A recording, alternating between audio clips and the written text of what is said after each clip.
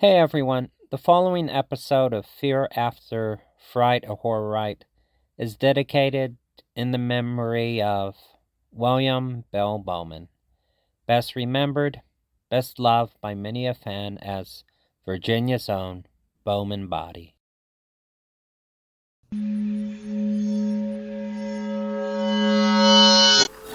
If you can hear this sound, then what do you call the Grim Reaper grooming your hair? A brush with death.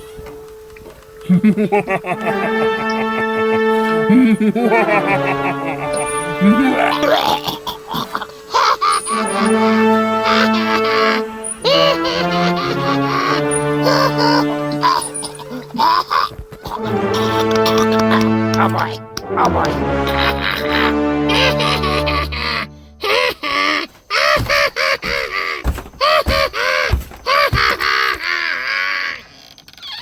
How the hell are you, mortal? Ha ha! Long time. No speak, huh? Well, fact of the matter is, you're comrade of the creepy. You're waker of the sleepy. You're horror pusher of the cheapies. Gregor the Gravedigger. I've been on a little vacation. Yeah, you heard right, vacation. Uh-huh. Despite some accusation by some of yuns would say that I, Gregor, am some notorious shut-in, incapable of leaving the immediate vicinity, or is it viscosity? The viscosity of the Ghouls Shed, where I reside. Well, I got some news for y'all. Not only did I leave, but I went far. Oh, I went far away. Far, far away.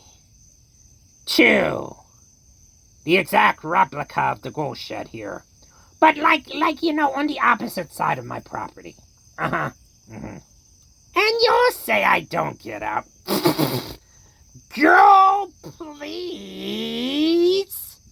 as the youngin' folks say. And they do say, yes, fairly indeed. Quite right, quite right. Now, I understand. It's like the Halloweeny seasons, the ghosts and the goblins, or boondagalagging, whatever, hep. But, I also understand I may be a bit behind the schedules, a bit. So we're gonna really hit the ground running here. And wait a second. Am I out of formaldehyde? Hang on a second. It ain't Gregor. It ain't Halloween. Without my trademark gurgling, which I'm sure, as y'all know,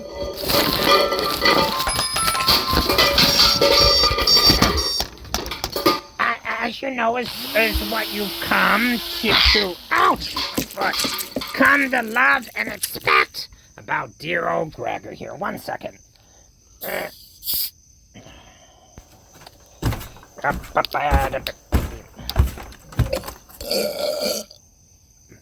That was an interesting belch. Okay. Happy Halloween.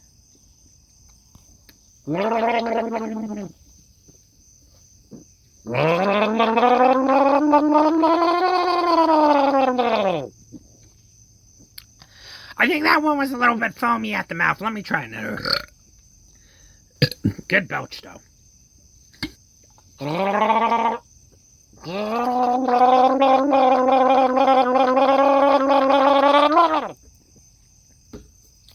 That's better. Okay. So, so we're gonna hit the ground running here, and hurries the hell up before you know some supernatural entity shows up. Which, if y'all listen to this show, it's what usually happens to me this time of year. Or at least as long as I've been hosting this show.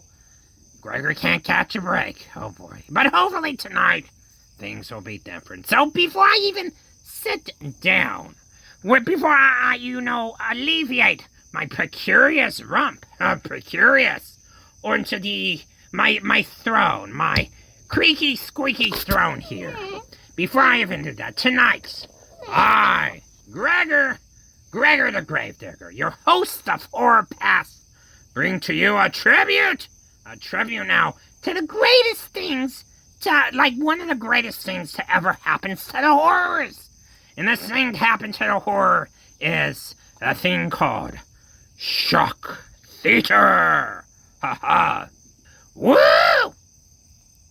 Now, for those of yuns who might never have heard of shock theater, pity you, as the Mr. T says, but the shock theater was a package of... Wow, those just keep coming. Was a package of classic horror movies released on television for the first time all the way back in October 1957. That's right. It's not even that long ago, huh? But anyway, it introduced legions of horror fans to classics such as Dracula, The Wolfman, Der Mummy, Frankenstein, Murders in the Rue Morgue, and The Invisible Man, etc., and Centurions, And even though this is radio, obviously not television, we here at the Ghouls Shed, and by we I mean me, would still like to pay and by our I mean my, respects to this great spectacle of the spooks. Ha ha! Because if you don't know, shock theater is what brought on the advent of modern horror hosting as we know it today. Aha! So, if it not for them, then old Gregor here wouldn't be here. Well, I might be here, but I want to be doing this, that's for sure. Anyway, and with that, we pay homage. And I now sit my precarious rump down. And and I sit down and I bring to... Huh? That's odd. My chair here feels a bit more papery than I left it. Huh, I'm wondering... Oh, wait a second. Someone's actually left a paper on my chair here. Huh, I bet it was my obnoxious neighbor Morty. Complaining for no good reasons about, say, my daily tire fires, or, blaring the Monster Mash 5 times a day, every day, in November. Let's see here now. It says, you have 100 minutes to make wrongs right, or you will meet your fate. What? Wait, hey, who would write this? Oh. Signed, some supernatural entity. Oh, come on! I hope they didn't leave a P.S. Okay, P.S. You figure it out. Oh, come on! Oh, and looky there. It's written in blood. Oh. Come on now. I haven't even unpacked my de-toothing brush, as one does.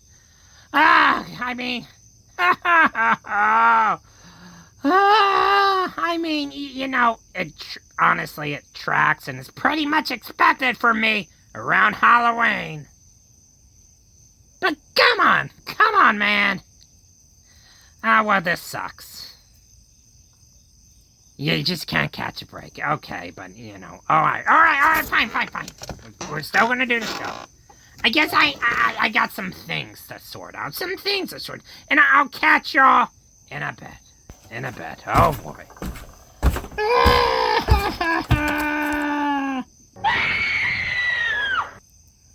Please don't haunt me.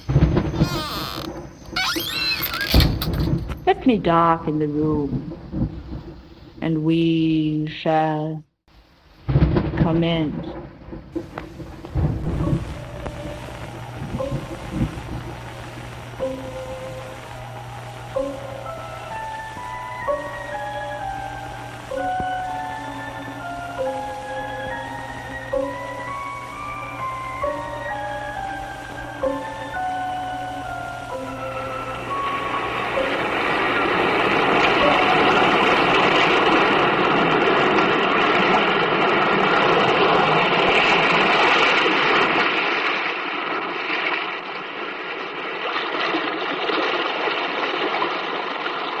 the weird circle. In this cave by the restless sea, we are met to call from out of the past stories, strange and weird. Bellkeeper, toll the bell, so that all may know we are gathered again in the weird circle.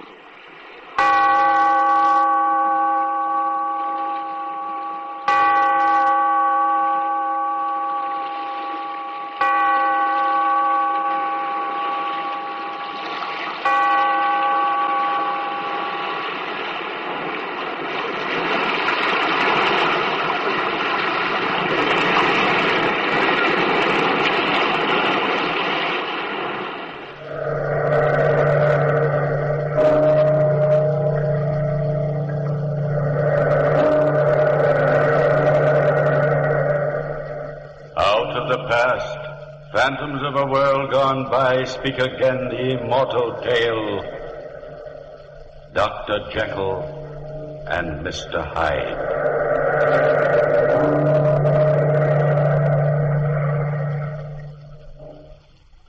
Every man is truly two beings, cursed with the struggle of good and evil within him.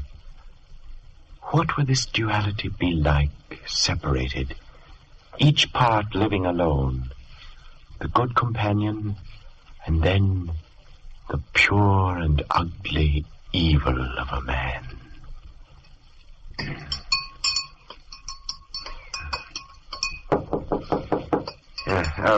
That you, Poole? Yes, Dr. Jekyll. Come in. Did you get the salt? Yes, sir. Finally, sir. But only 3 pounds of it. That was all the chemist had. Good. It will suffice. Thank you, Poole. Anything else, sir? No, Poole. Good night. I beg pardon, sir, if I may ask, is the experiment nearly done? I think so, Poole. This time, I think it's really nearly done. Ah, splendid, sir. Cook will be glad to hear it, too. Yes, good night, yes, sir. Good night. Yes, and a gram of the salt.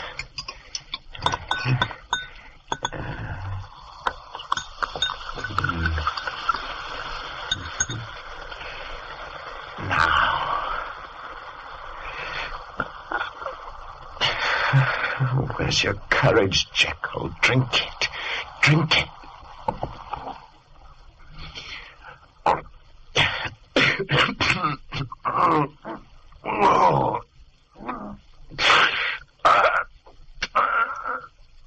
Here, in the mirror. Look. Your face. The essence of evil within you, growing before your eyes. There's breath in your other half, Jekyll. You've given him the miracle of life. The essence of the hidden evil in a man, Dr. Jekyll.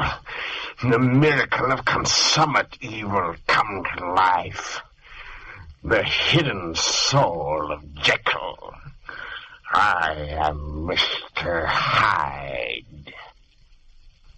That night, like a shadow from an evil place, a stooped figure walked alone in the London streets. About him was a feeling of deformity and decay.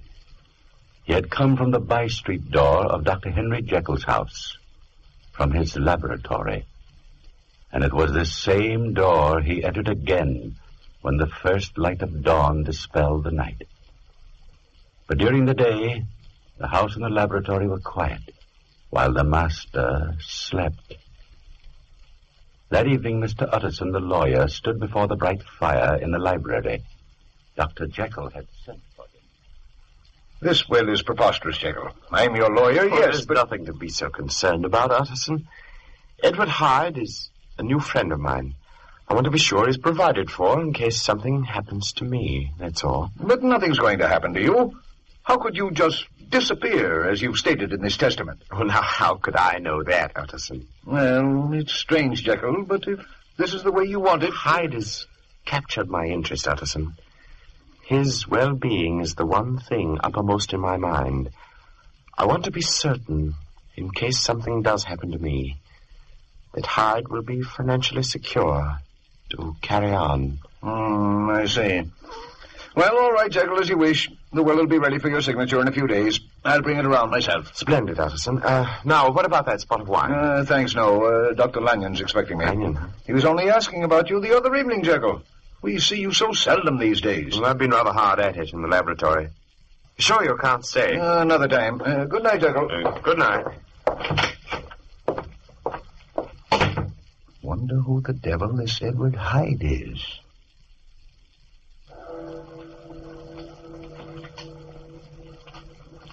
Mr. Utterson was the first of many Londoners who were to wonder about the hideous spectre-like Mr. Hyde, who were to fear the shadows of night because of him.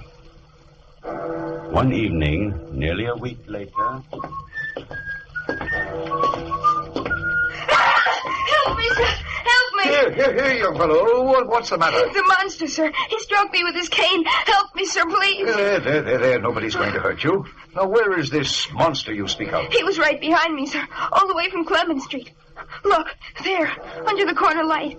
You'll not let him come at me again, will you, sir? Will you? No, my lad. No harm will come to you. Oh, sir. He's seen us now. Oh, wait. By George, it is a monster. Look, sir, he's making for that doorway. The small one in the shadow, just there. So he is. Hey, here, fellow. Wait a minute there. Come along, my lad. But, sir, don't let him. It's all right now. Don't be afraid. You there. Did you strike this child? If the ruffian molests me again, I'll strike him again. What kind of a devil are you? There's no gentleman that wishes to avoid a scene. It was an accident. Maybe this pound note will ease the boy's pain. Oh, no. Take it, lad. Now, if you'll excuse me. Wait a moment. And this door. Isn't this Jekyll's laboratory? You must be Mr. Hyde. I'm an old friend of the doctor's, Utterson of Gaunt Street. You must have heard of me. I was just on my way to see Jekyll. How did you know I'm Mr. Hyde? Oh, we have common friends. Who are they? Jekyll, for one. Come, let me see your face, Mr. Hyde. How else shall I know you when we meet again? We shall not meet again, Mr. Utterson. Well, so that is Hyde. Now, my lad, run along. I've got a call to make. In this house, sir? Yes, but at the front door. I want to see if Mr. Jekyll's in. Now, my lad, you run along home, and don't let me catch you out on the dark streets like this again. Yes, sir, you won't, sir. Thank you.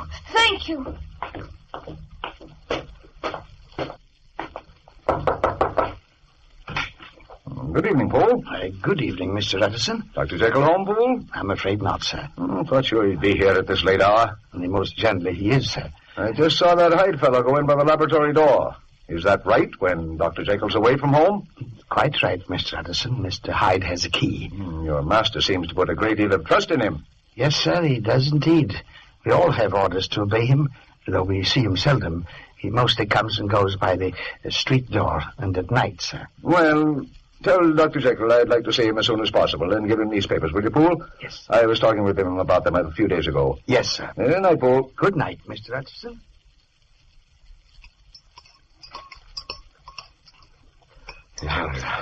The sword, Mr. Hyde. Hurry. Mix it well.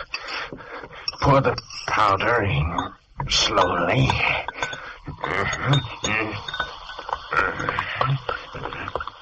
Now, drink it. Look, the strength of good, Mr. Hyde.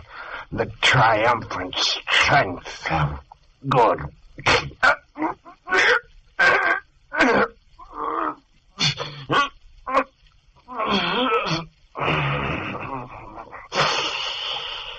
What a face. The terror of your eyes unclouding. The straightening of your crooked, evil soul. The masking of an ugly idol in the glass. It's the last of you, Mr. Hyde. You'll never exist again. What? Is that you, Dr. Jekyll? Yes, Poole. I'm so sorry, sir. I only just told Mr. Utterson that you were not at home. I came in by the laboratory door, Pooh. But Mr. Hyde, sir... Mr. Hyde is gone. Oh, I see. Mr. Utterson left this paper envelope, sir. He asked also to see you as soon as possible. Well, thank you, Pooh. Put it there. Shall I bring you some chocolate, sir? No. No, I'll go to bed. I'm very tired, Pooh. I've been alone too much lately.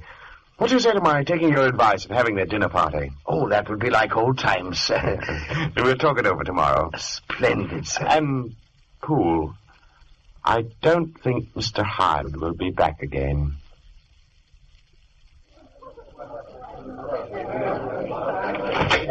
Good evening. Come right in, sir. Dr. Lanyon and Miss Julie, come in. Hello, Jekyll. Good to see you out of that shell after all these months. This isn't going to be one of those stuffy dinner parties, is it? Pay no attention to him, Dr. Jekyll. Your hat and coat, Dr. Lanyon. Oh, yes, Poole. By the way, Jekyll. Yes? This is your walking stick, isn't it? Why, well, so it is. You went off with mine the last time you were over. Left yours. Did I? I'm sorry.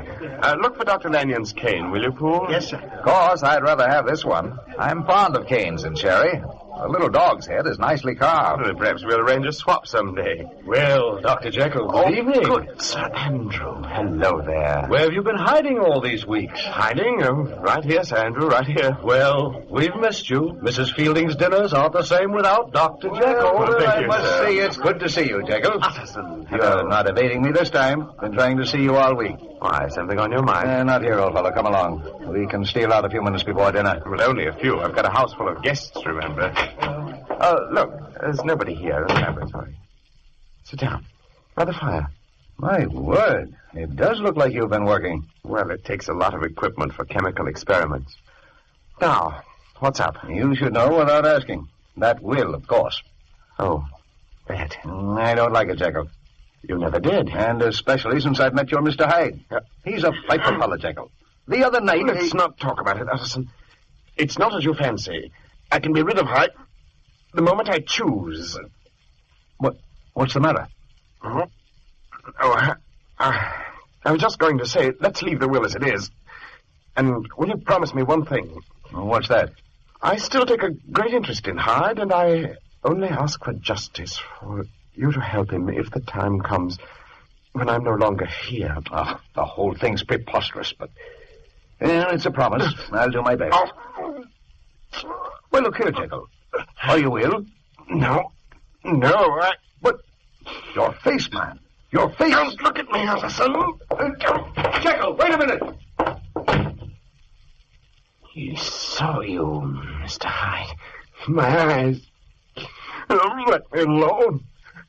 Let me alone. You've got to die and stay dead forever.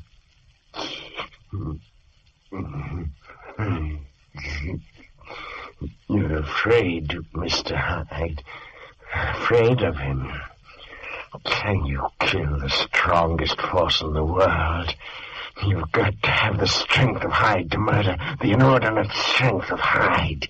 You can't kill me, Jekyll. The good in you can never kill. And I shall never die. Not as long as you can live.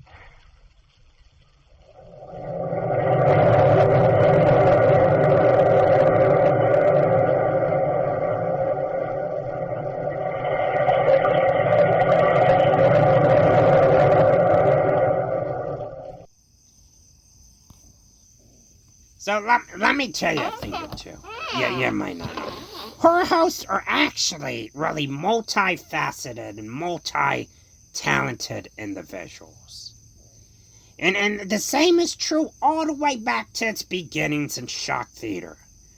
And here to demonstrate, beyond a shadow of a doubt, how multi-talented and versatile horror hosts are. Interesting. See, look, I just demonstrated. Horror host, multi-talented. Thank you. But now look, but who also will demonstrate, beyond the shadow of doubt, for all, fair use purposes. Yeah, all of that. So I'd like to present one person whose name is synonymous with the entire genre of horror hosting. Ladies and gentlemen, folks and fiends, here to play us a little tune, Mr. John Zachary. Hit it. You're horrid, you're ghastly, and I love you true. So here are some presents I'm sending to you. I'll send a small box of smallpox, a large tub of hubbub, your own noose for home use, a crate full of hateful, 'cause you're the coolest little monster that ever put the spook on me. I'll send a lipstick of arsenic, one urn of sunburn, 6 cups of hiccups, a bin full of sinful, 'cause you're the coolest little monster that ever put the spook on me. Monster mine, you haunt me all the time. I'll be true, I'm so in love with you. Looby dooby dooby dooby, 8 pairs of hangnails, some pass cards for graveyards, a werewolf that's your wolf, some bat wings for earrings, 'cause you're the coolest little monster that ever put the spook on me. My dear, you're ravishing. Wherever did you dig up that dress? Monster mine, you haunt me all the time. I'll be true, I'm so in love with you. Looby dooby dooby dooby, green hair for nightwear, some lap robes of earlobes, a hat pin of bat skin, and 3 scraps of kneecaps, 'cause you're the coolest little monster that ever put the spook on me. My dear, since I first laid my eyes on you, I can't get them back in the sockets. 'Cause you're the coolest little monster that ever put the spook on me.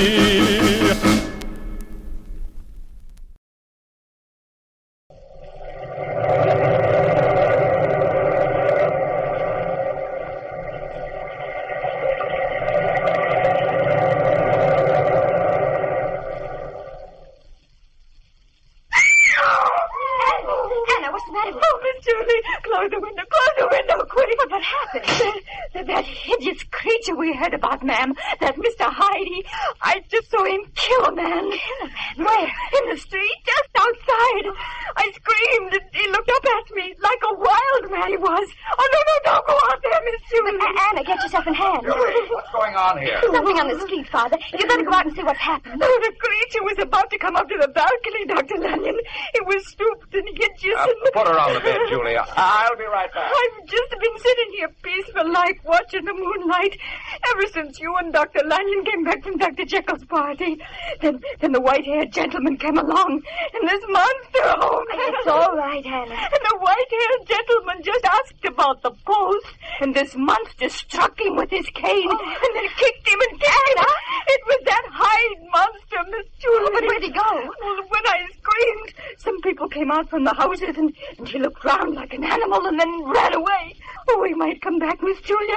Don't let him come back. Don't let him come back. Here, get back there. What's happened? The poor blighter, such an old man. He's been murdered, Dr. Lanyon. Good Lord. It's Sir Andrew Carew. Looks like he was on his way to the post and some madman attacked him. Here, you. Call an officer. Already been called. Look at this. What is it? A walking cane. What the murder was done with, most likely. It's broke plumb in two. Here, let me see that. Heavy sort of cane. He's do a murder with that? How terrible. Some maniac's done this. That Mr. Hyde we've heard so much about, and some folks have seen. That's who's done it. Oh, it's Mr. Hyde. Look at Hyde. Cherry cane with a dog's head carved in the handle. Why, this is Dr. Jekyll's. Clark, let me have a room. A room, quick. Yes, right away. And I want a note delivered immediately. Will you register, sir? There's the time, I tell you. Give me a room and send me a messenger, quick. But, Now, sir, do you want these fingers around your throat, or will you do as I say? Oh, yes, sir, yes, sir. Sam, show this gentleman up to 210 and wait for a note he wants delivered. Oh, my word, fingers around my throat. And by God, I really meant it. I cannot impress upon you too strongly the importance of this note, Dr. Lanyon. You have been a dear friend, and now my life is in your hands. Go immediately to my house. Poole will admit you. From my laboratory cabinet, remove the fourth drawer from the top, with all its contents intact, and take it to your house, where a man will present himself in my name at exactly midnight tonight. You must not fail me. Henry Jekyll. What an extraordinary thing. Well, I've done as Jekyll said. Now we'll see. Oh, right on the dot. Who's there? Are you from Jekyll? Yes, let me in. Lanyon, you got it. I have, but look here. I don't always talk. Let me have the drawer. It's in my study, through that door there. Where is it? There, on the table. We've got a graduated glass. It's on the shelf beside you, but what are you going to do? I am going to perform a miracle. Now look here. Jekyll didn't say anything about... If this is some fiendish thing Jekyll's cooked up, I'll be no partner to it. Crystal. So... Who are you, anyway? Look at it, Dr. Lanyon. Man, answer me. Who are you? You've already guessed that, haven't you? I am Mr. Hyde. Hyde? Is your curiosity great enough to watch me drink this potion? What are you talking about? Get out of here, you devil! If you watch me, a new knowledge will be open to you, Dr. Lanyon. And in this room, this instant, your sight will be blasted by a prodigy that would stagger the unbelief of Satan himself. You're a madman.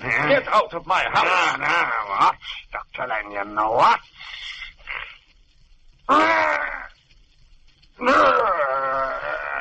Jekyll. Jekyll. In heaven's name. It's you. The birth of a good man before your eyes. Now you see why I hid myself away all those weeks, Dr. Lanyon. Jekyll. What are you saying? First, it took a strong draught of the formula to bring him to life. Weeks ago, that was.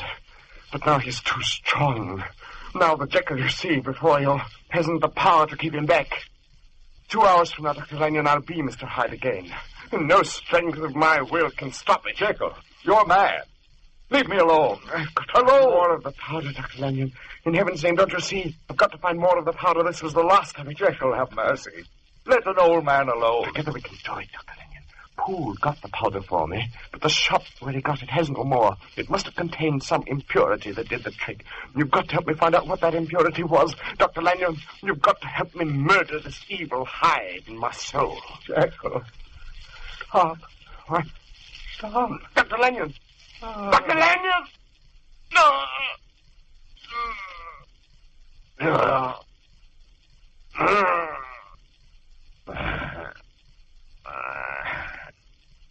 He's heart cannot stand the wonder of your miracle, Dr. Jekyll. You have killed him. The one man who could save your life is dead.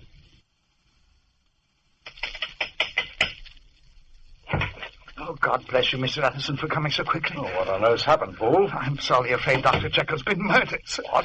Murdered? Come with me, sir. Don't make a noise. We mustn't be heard. But where are you taking me? Here's a candle, sir, to Dr. Jekyll's laboratory. And if by any chance he asks you in, don't go, Mr. Addison. Don't go. But how could Jekyll be dead? Quiet, sir, I beg of you. You see, he's been in the laboratory all day, and he won't come out. And every time I knock, wait and you shall see. Here's the door.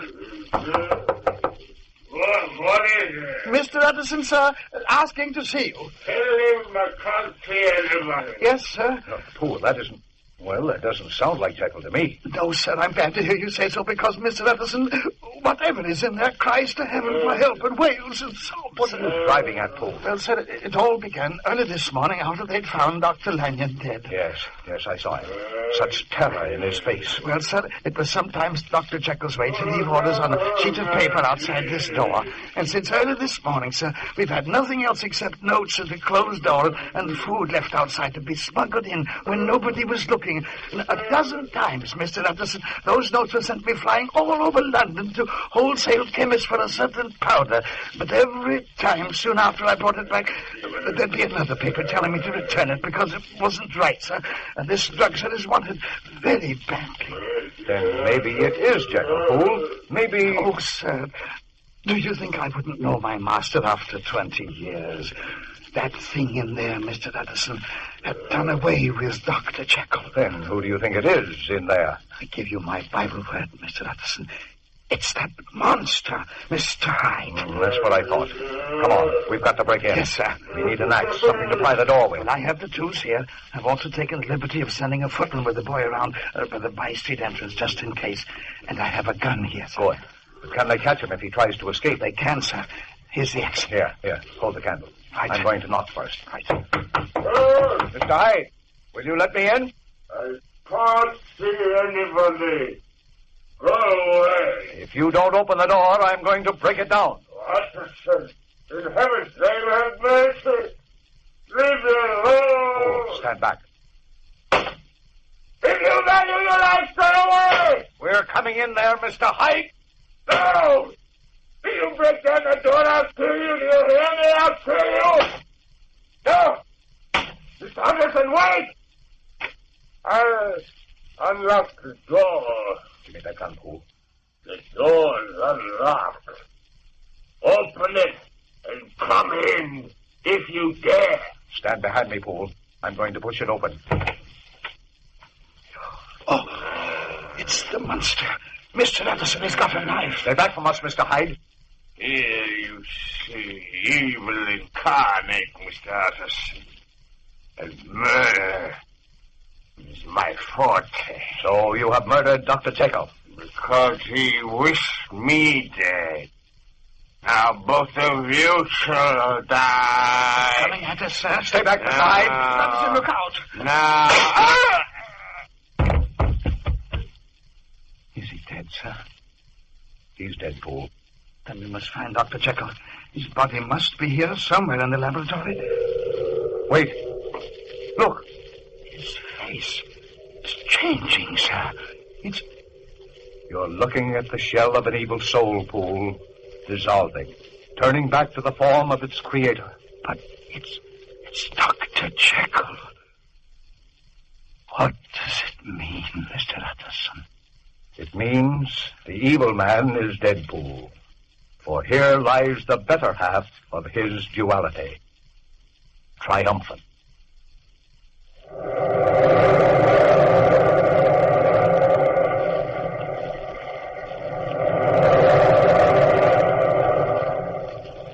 From the time-worn pages of the past, we have brought you the story, Dr. Jekyll and Mr. Hyde. Bellkeeper, toll the bell.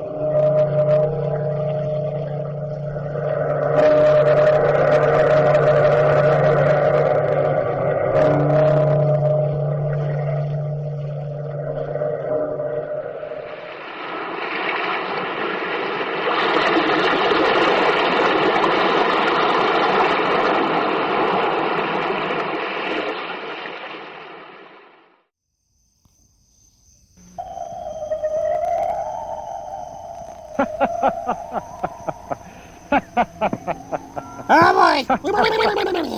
I'm not hearing this. I'm not hearing you. I'm not hearing. Ow! I'm snapping my face. Okay. Focus, Gregor. Focus. No, focus on something else other than belching. Okay. Oh man.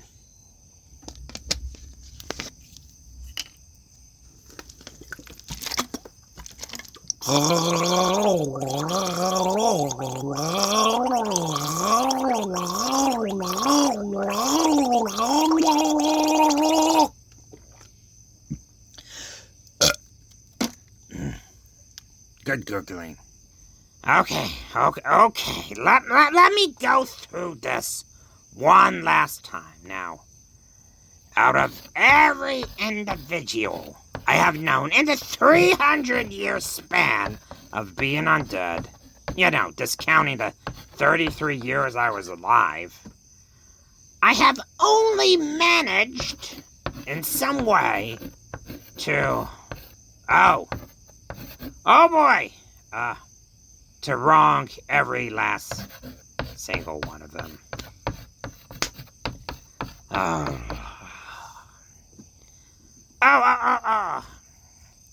Wow. Really? I'm so distressed I can't even burp. I mean, look, that looks like a really big number when you put it on a chart. With my... Let's just do this. Let's just do my current acquaintances, okay? Scratch all this off and current acquaintances. So that's about a half a dozen, and... Oh, hey, folks. Well, welcomes back to our program. I trust you enjoyed our first tumultuous, terrifying tale. The strange case of Dr. Jekyll and Mr. Hyde. Actually, yeah, I probably should add them to the list, too. I owe them money. Anyway... But pay no attention to all this, folks. I'm just trying to narrow down who may have left me that mysterious and certainly ominous ultimatum earlier. But we'll circle back to that, folks. So I may speak. Oi, Mr. Tess. Mr. Tess. Oh, come on. This is the last thing I need right now. Who is it? Oi. It's Timus, the little tin soldier. Please let me in, Mr. Tess.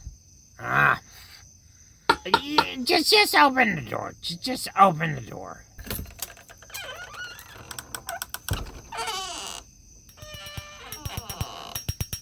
Okay, look. What's the matter this time? Somebody step on your dog. I don't have a dog. No. Saw's missing. Wait. Who? Sawtooth the pirate.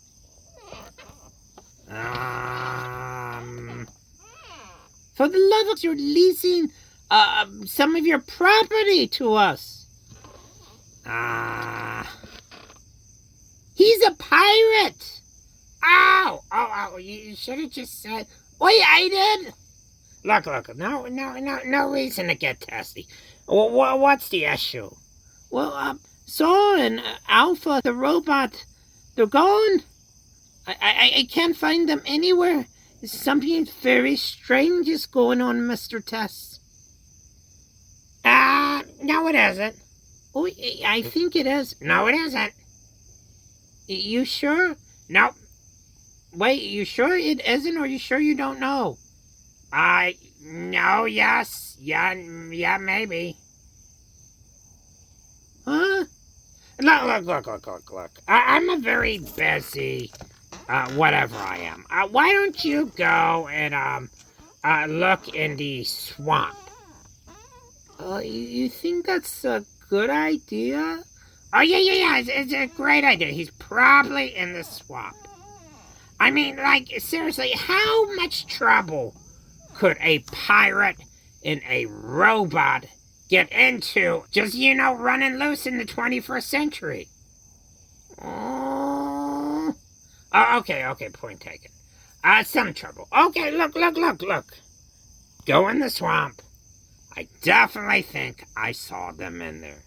Oh, okay, if you say so, Mr. Tess. And I do say. I do say. All right. Okay, run along now. Okay, bye. Oh, boy. Okay, sorry about that, folks. Apparently, somebody's messing, so it's like a huge problem. People go missing. Oh, yeah, that is a huge problem. Huh. But I mean, look, regardless, I'm sure it's unrelated to any supernatural going-ons that may be in the Ghouls Shed. But anyway, let's move on. Let's move on, folks. So I may speak a little on our tribute to Shock Theater. But before I talk about it, let's do this right. We're gonna do this right. Kill the crickets and the frogs, and let's set the appropriate ambiance. Aha! That's better. In October 1957, Universal Studios leased 50 or so films for syndication. The package entitled Shock Theater. And sold to markets across the country. But the channels who aired these films didn't just air them. No. To differentiate them from other stations, each network would customarily have their own host.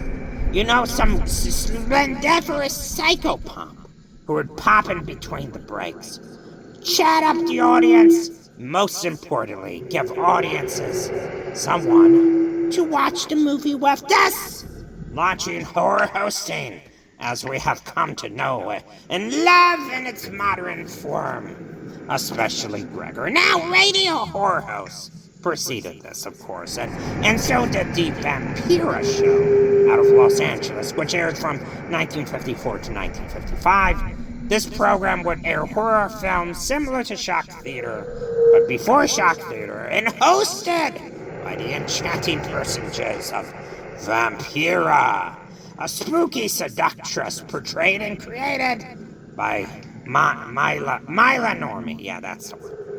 But Shock Theater stands in its own right. Stands alone in its own right. It was a cultural phenomenon helping to catapult, like Patoo, the aptly termed Monster Kid generation, onto the scene. And tonight I, Gregor the Gravedigger, bring to you stories of a similar flavor to Shock Theater.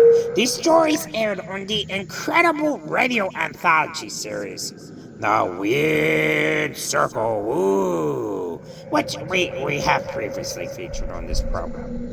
Broadcasted between 1943s and the 1945s and produced by Zev Production, it paid homage to the great authors of horror literature, the bulk of its episodes being adaptations of classic works. Likewise, the show was notable for prominently featuring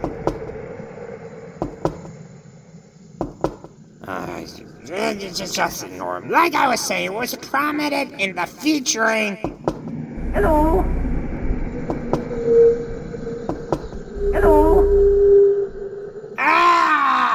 Flabberty Gibbets. Okay, look. Every time I tell you, every time.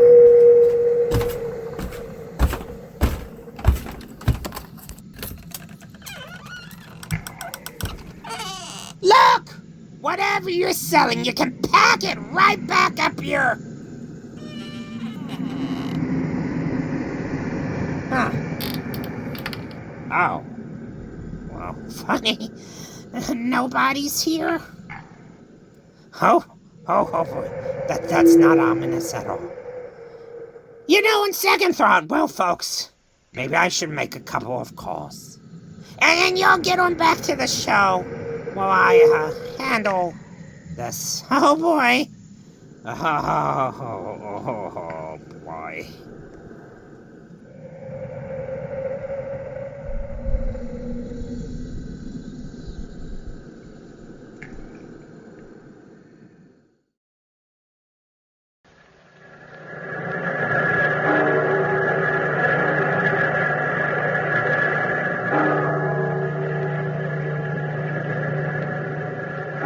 Out of the past, phantoms of a world gone by, speak again the immortal tale, Rappaccini's daughter.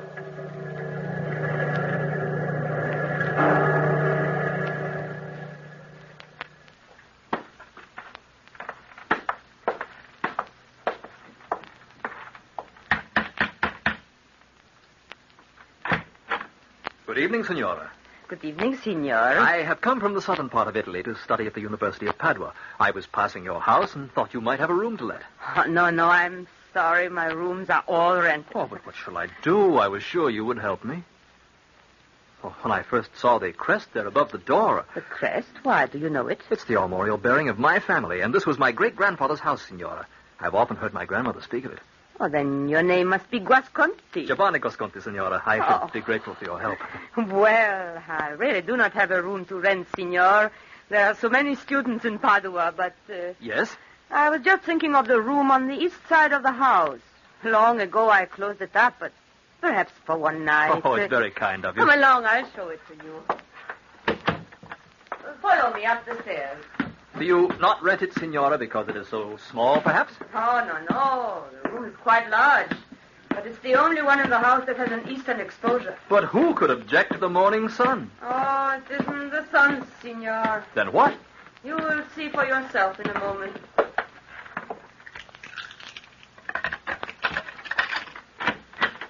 There. What? Why, it's a beautiful room, Signora, and how sweet the air is. Do you keep flowers here? There's a garden outside below the window. Here, I'll show you. Oh. Peep through the shutters. The moon's quite bright tonight. Oh, that's a beautiful place. Thousands of flowers. And the wall around it is high. This is a strange thing, Signora. It is indeed, it is. No, not the garden. You know how sometimes you experience something that seems to have happened before? Little things you do or see. I have stood here before and looked out at such a garden. But before, a beautiful girl was on that path tending the flower. Look, there she is. Signor, come away. It is she, the doctor's daughter. Ah, how beautiful she is. Just as I remembered. It is not good to look upon her. Oh, look, she's seen us. And there's a man. A tall, gaunt-looking man standing in the shadows. It's he, the doctor. I'm afraid. There's something about both Dr. Rappaccini and his daughter I don't understand. Something evil. Oh, but Signora. The way he looked at you. Oh, I could not let you stay here. Oh, of course you will. There's nothing to fear. Oh, but the sweet smell of the flowers is so strong. It makes one grow faint. Who is he, this Dr. Rappaccini? No one in Padua knows anything about him, except that he lives alone with his daughter who tends the garden for him. It is said that he distills the plants into medicines potent as a charm. Now, come. You will let me stay, Signora, if only for the night. Say you will. But, Signor... Would you send me away when I have no place to go? I should never have suggested this room. I promise you no harm will come of it. There, now, let me see you smile again. And say I may stay the night. But tomorrow you must find another place. Promise me that, too. I promise. Then I'll fetch your sheets. I'll be back in a moment. Signorina Rappaccini. Who is it that calls? Up here in the window. What is it, Signor? Your flowers sparkle like gems in the moonlight. It is the most beautiful garden I've ever seen. Thank you, Signor. Perhaps someday you'll honor me with a gift of one of the blossoms. My father prizes them highly. But perhaps he would consent to the gift of one someday. Good night to you, Signor. Good night, beautiful lady.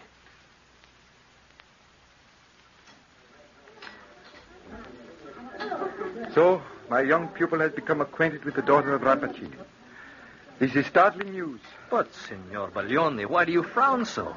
You're as bad as Dame Lisabetta, my landlady. I've lived in her house for a week now, and every day she threatens to send me away. This garden, Giovanni, what is it like? Ah, almost as beautiful as Beatrice herself, Professor. The plants are lush, and the blossoms very, very large. Some of them have all the colors of the rainbow. But there is one, the most beautiful of all, that grows in a huge urn in the center of an ancient fountain. Its leaves are bright green and very large, and its flowers purple and red. In the sunlight they sparkle, and at night time they catch the rays of the moon and glimmer like diamonds covered with dew. Giovanni, you are the son of my old friend, and I must tell you this. Move away from the garden this very night. But why? Why is everybody so frightened of Dr. Rappaccini? In Padua, Giovanni, there are certain grave objections to his professional character. What are they? It is said that he cares infinitely more for science than for mankind, that his patients are only subjects for new experiments. He would sacrifice human life for even a mustard seed of knowledge. Oh, there aren't many men capable of so spiritual a love of science. Heaven forbid.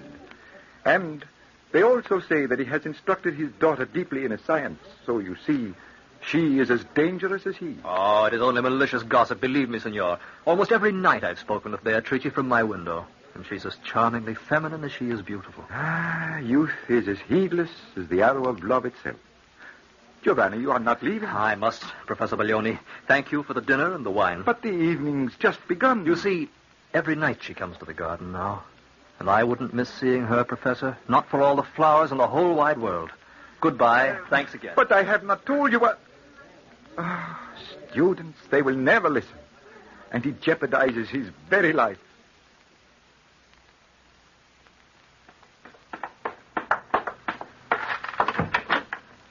Oh, Signor, I'm glad you've come at last. Why, Elisabetta, what's the matter? What's happened? He came here to this house. What? Oh, I tell you, I've been fair shaking with fright, thinking of it. But who?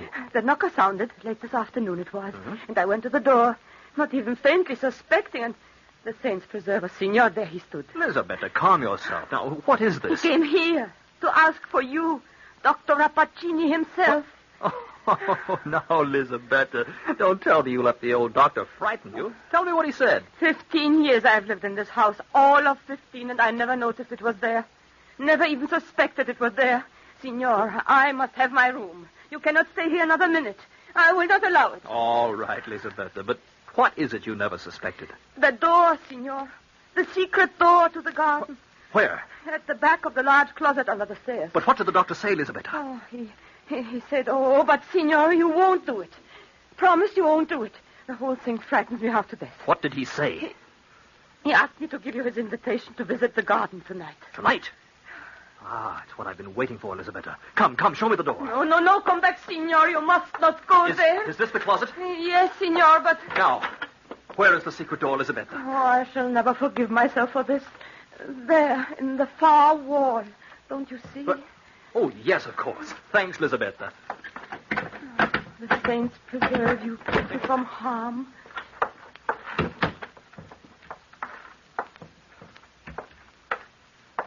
Good evening, Signor. You did come. My father said you would. I've been wanting to since that first night, when I spoke to you from the window there. Please, then, sit here on the marble bench. Indeed, your garden is magical in the light of the moon. How brightly the flowers shine. Do you tend them all? All that you see, except the most wonderful one of all. It grows yonder in the center of the fountain. I have admired it greatly. Is that one, then, your father's special prize? It is the most magical of all, Signor, and he watches over it himself. How sweet the air is. I can smell the fragrance of your flowers, in my room. Can you? They are such wonderful flowers, Signor.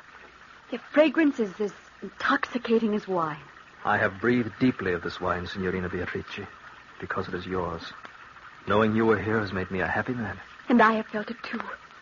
As if from that first night you spoke, I knew you from somewhere long ago. It was in a dream once. Did you know it would become real someday? No, I could not hope for it. I, too, once saw you high in the window there, looking down and saying what you said to me. Later, in a vision in my mind, you came to the garden, even as tonight. Beatrice, you must know I love you with all my heart. And I, since first we met in the stillness of my dreams. Giovanni, here, a flower from my garden, a token of my love. Beatrice. What? I am here, Father, with Signor Guasconti. Let me ask your hand, Beatrice. Tonight, let us be married soon. If you wish, Giovanni. Look, here he comes. Good evening, Senor. Good evening, sir. We have never met, but I believe we are acquainted. Often I have seen you here in the garden. Thank you for inviting me this evening. My daughter expressed an especial wish to see you. and I was not adverse to it. Then, Dr. Rappaccini, perhaps it's best now to say that I am in love with Beatrice. With her consent and yours, we will be married. Married? What does my daughter say? I will gladly consent. Oh, but both of you, so young, and your acquaintanceship is brief. Senor, that flower, you hold it in your hand. I gave the blossom to him, Father. Does its fragrance not stun you, senor, and the feel of it burn your fingers? No, but why do you ask? Only because it is one of my most potent blossoms. I see you are more ready for the betrothal than I thought.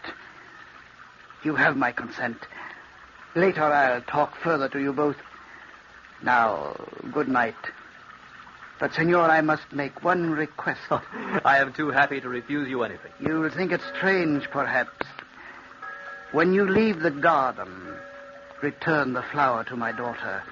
It is too precious a blossom to part with. Good night again.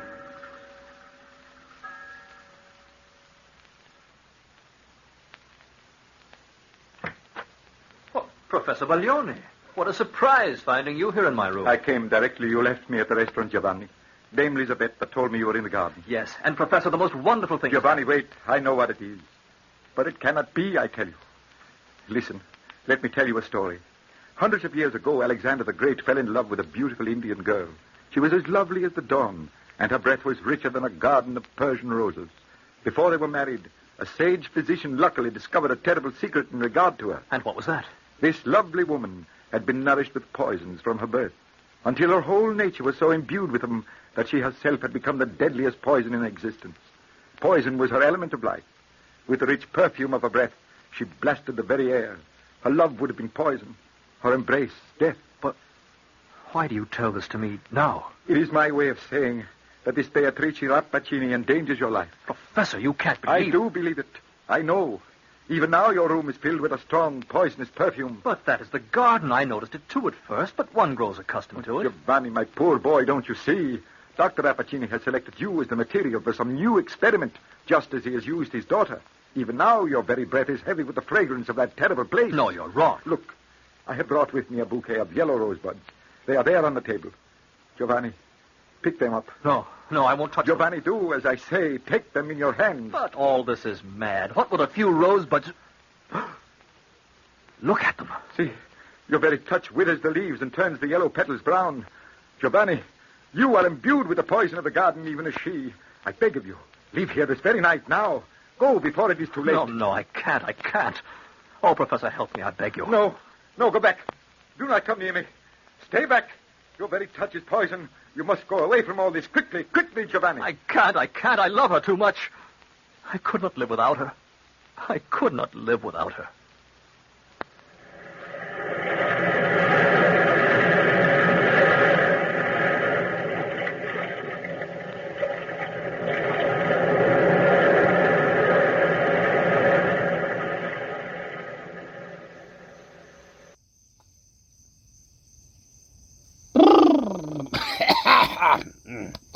Oh, boy.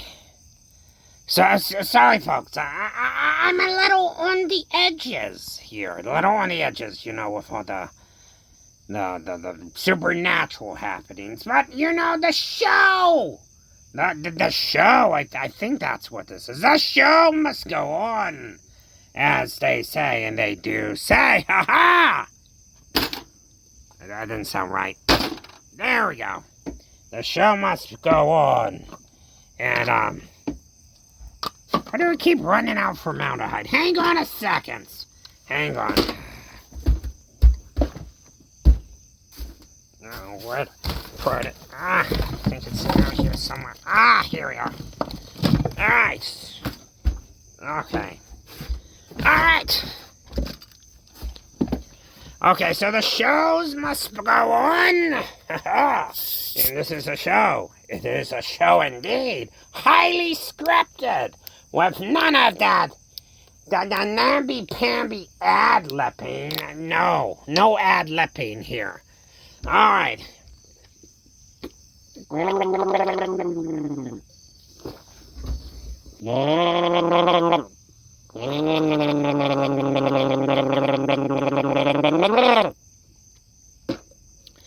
Here we go.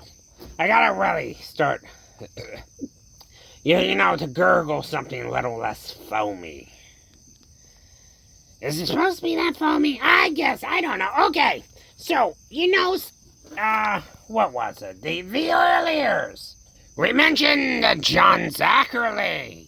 And, we played one of his songs for non-profit educational fair use purposes. Copyright holders, I think, at, Warner Music. Please be merciful. Oh, boy. Anywho, and that was to demonstrate an educational point and not to infringe on anybody's copyright laws. And to demonstrate our good intent in using this, this copyrighted work in a fair use, non-copyright violating or threatening way, we're going to play another piece. But this piece is different. So we play the first piece to demonstrate, that horror hosts could do music. And that they are but we wanted to really now, we want to hit home that they are multi-talented. So using Zachary as an example, and using the whole thing to thus demonstrate that there is no trickery effort. No trickery indeed. We're going to play a satirical piece that he made. It has a little bit of the music, but it's like a commercial. A satirical commercial to show conclusively that, horror hosts are multi-talented. They can do different things. They can do music. They can do satire. So here is one of those pieces of satire. Ha-ha, and here we go. And now, friendly spirits, it's Ghoulview time. Brought to you by Ghoulview, the modern cemetery for the modern spirit. The only cemetery that dares to say, relocate. If you're cramped in your crypt, come to Ghoulview. Need more room in your tomb, come to us. If you hardly can stir in your old sepulchre, make our new catacomb your modern dream home. And if often your coffin is stuffy, and the crowds in their shrouds get you down, well, and why hesitate? It's time to relocate, and Ghoulview is the place for you. Yes, at Ghoulview, you enjoy the new concept in internment. Choose from spacious ranch-type tombs or split-level plans, all with room to expand in case your needs change. And you'll love all the Ghoulview extras. Our all-star entertainment policy puts laughter in the hereafter. And our guests enjoy dependable switchboard service. If a medium calls, you'll never miss a message. And of course, you have flexibility. If you're away on an extended haunt, you can even sublet. Isn't that exciting? So ask yourself, do you keep finding fault with your vault? And you're really not hot on your plot. And if each way you turn, there's somebody's urn, where your troubles are through when you come to Ghoulview. Is there moss on your old mausoleum? Have you outgrown your granite headstone? Well, it's time for a change. Pack up the old remains, and Ghoulview is the place for you. You'll really dig it. Ghoulview is the place for you.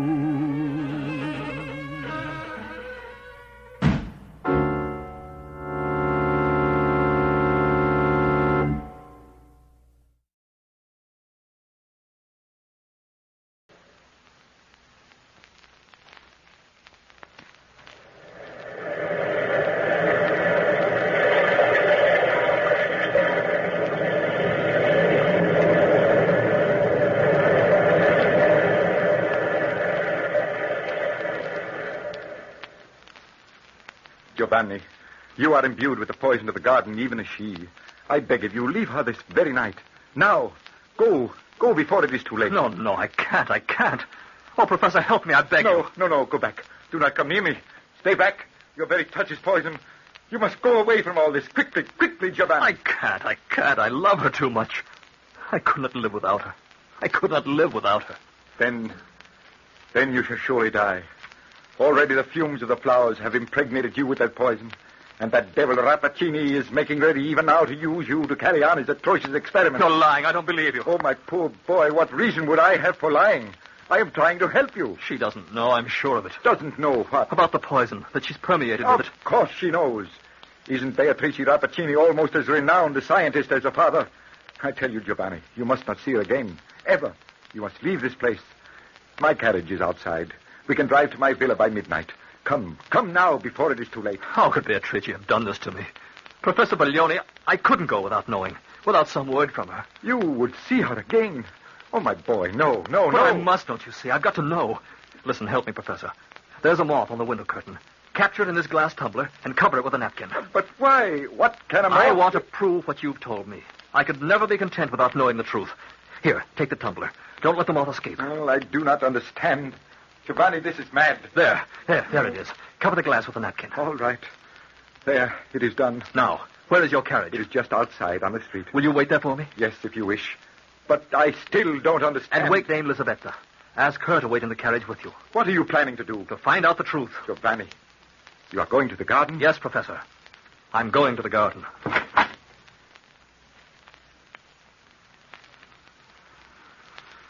Giovanni, it's you. Beatrice, my darling. Come out in the light of the moon. There's something I must tell you. I was frightened for a moment seeing your dark shadow against my window. Has something happened, Giovanni? Come out in the garden with me, and I'll tell you. Is your father awake? I don't know. I don't think he is. Stand with me here, where the moonlight's brightest. Beatrice, I want you to know that I love you more than my life. I want you to believe me. I do, Giovanni. But what is that you carry in your hand? Only a tumbler. Inside is a moth. See how he flutters his wings inside the glass. Beatrice, hold out your hand. Why, Giovanni? I want you to take the moth in your fingers and watch it closely. Here, don't let it fly away. No, I shan't. Oh, how he struggles. Is he a very special moth of some rare species? Giovanni, look. What's the matter with him? I believe he's dead. Yes, he is dead. What a shame. He was a prisoner too long. No, that isn't the reason, Beatrice. Oh, my darling, you've been ignorant of the poison. I knew you were. Poison? What do you mean? Do you love me enough, Beatrice, to trust me completely? Do you? Say you do. I do, Giovanni, of course. Then there's no time to lose. I want you to go away with me now, tonight. Go away? Why? Because this garden is a tomb filled with the perfume of death. Beatrice, these flowers are deadly. They're filled with the most potent poison in the world. Even now, your veins run with noxious blood. Your very touch is death to any living thing. Giovanni, what are you saying? I speak the truth, Beatrice. And heaven help us both. For now my body, too, has gained your power. And I am nourished by the poison of your garden. You mean... Oh, it is my father's fatal science. He has united us in this fearful sympathy. Beatrice! Giovanni, he's seen us here. Don't be afraid, my darling. The hour grows close to midnight. And tomorrow there is much to do. Oh, you are not alone, I see. Father, there's something you must know. Giovanni has come to take me away. What? Well, you are jesting. We will talk tomorrow of your marriage. Beatrice will not be here tomorrow, Dr. Rappaccini. Well, what is this? Some madness of the moonlight? Giovanni has told me of the garden. And it's poison. And he has also poisoned your mind against me. No, it is not that. Then what is there to fear? The flowers will not harm either of you now. My science makes you both stand apart from common men. But why? Why did you inflict this thing upon your child? Inflict? Can you use such a word when you can quell the mightiest enemy with a breath? A power as terrible as you are beautiful. Beatrice, come. Quickly, now. No, you cannot take her away. Beatrice, come back! Giovanni, where are we going? A carriage is waiting on the street outside. You young fool, you don't know what you are doing. Come back! Come back! Here is the stairway to the secret door. We won't be sorry, Giovanni, will we? Tell me we won't be sorry. Of course we won't, my darling. Come, they're waiting for us.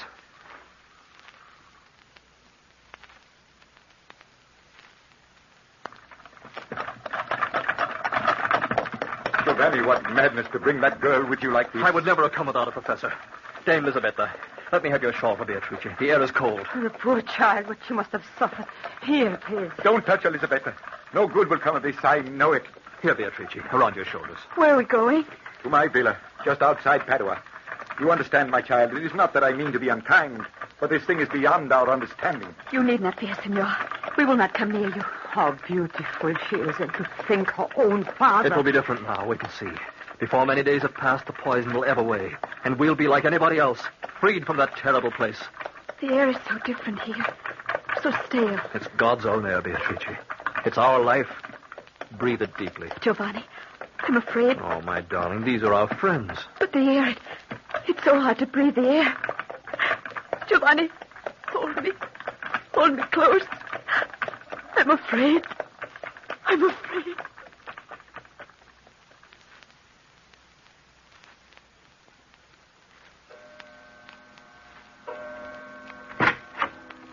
Professor Baglioni, how is she? I don't know. Lisabetta is at her bedside. This frightens me, Giovanni. But it's been 5 hours since we arrived. I can't bear for her to suffer. Giovanni, look at me. Oh, how pale you are. How quick your breath is. I'm all right. You're not all right. Come, my friend, rest a little. No. I've got something to do for her. That's the air, the unpoisoned air. It suffocates her. There's nothing we can do. Nothing. There must be something. I'm going into her. Dame Lisabetta, how is she? Oh, Signor, she is not well. If I could only comfort her a little. Beatrice, forgive me for taking you away. I wanted to come, Giovanni. I want to be with you. Oh, my darling, if I had known. You too can feel it. I see the terror in your eyes. It's the garden, Giovanni. We miss the garden. I know we do. But I never want to go back. Never again. I'd rather die than go back to the garden. Signor, do you think... Oh, that's it. What, Lisabetta? The garden. It's her very life. There she can live. No, I won't go back. Don't you see? There in the garden is the drugged air that keeps her alive. I know it is. I know. I can feel the need of it, too. My lungs burn with the need of it. Then go back before it's too late. You will die here, don't you see? Both of you. Lisabetta's right, Beatrice. And there's something else. Why did I never think of it before? Come, I'll take you in my arms to the carriage. There's no help for us. We must go back to the garden.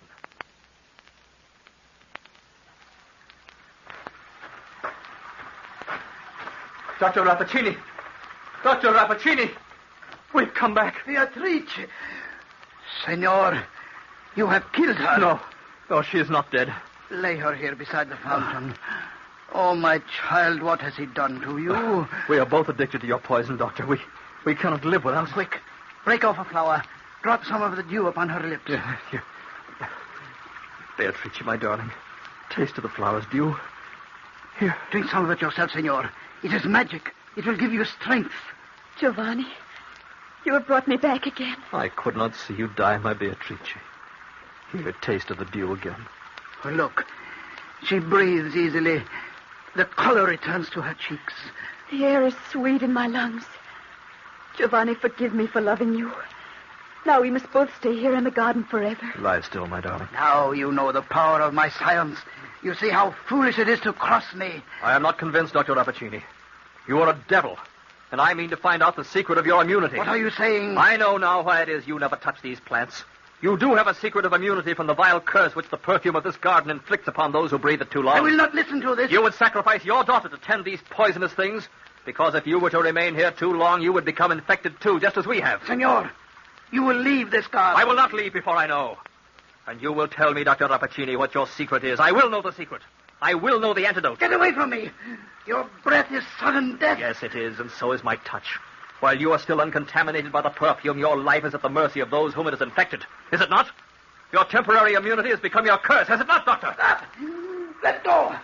Let go. Mother than Doctor in the poison of your own contriving. Let me go. Let me go. Giovanni, you're killing him. Father.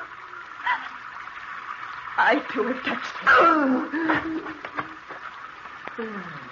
Stand back, Beatrice. Look, he's dying. What have we done? My children, forgive me. I am an old man, and my science to me was more precious than the miracle of life. I sought for the most powerful of drugs, and only now I have found it. What is stronger than the love in a man's heart? My father, what can we do? You can live your lives, my child, and walk as free as others do. But how? You are right, Giovanni. There is an antidote. Pluck one of its blossoms and drink of the liquid from its petals, even as I have drunk of it every day. Then you can leave the garden free. Which plant, Doctor? Which is the antidote? The purple blossoms in the center of the fountain. They are my antidote. Father. My father. Beatrice, come, my darling. Leave him in his wonderful garden that he loved. He has given us our lives again.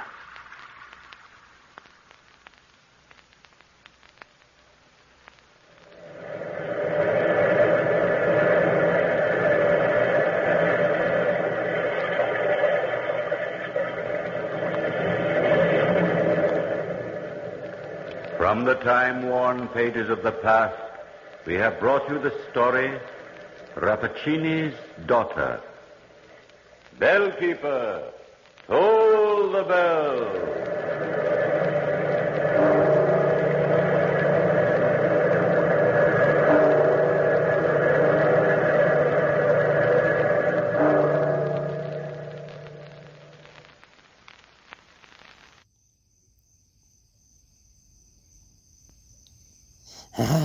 Okay.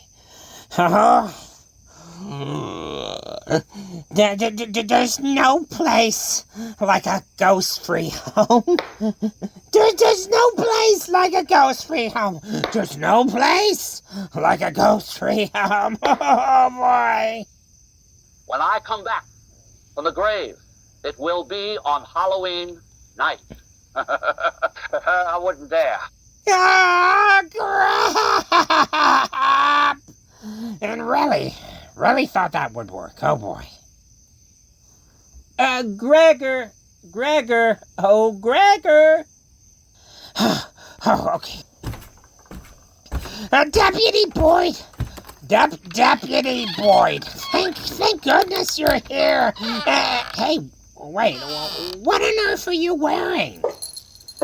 Well, you see, Gregor, being that this is Halloween and it's your shed and you called me this time, which never happens ever. So I thought I'd best be prepared come this time round and wear every single protective talisman, amulet, whatset, and whatnot, I could find under about $1.50 a pop. Come now, just because it's that time of year and it's me, doesn't mean there's something supernatural going on here. I promise you, tonight is the night. Uh-huh. Okay, maybe just a smidge. And come to think of it, you got here awfully fast. Well, again, Gregor, it's Halloween. So I just figured, best just hold tight in this area, 'cause something wicked this way gonna come,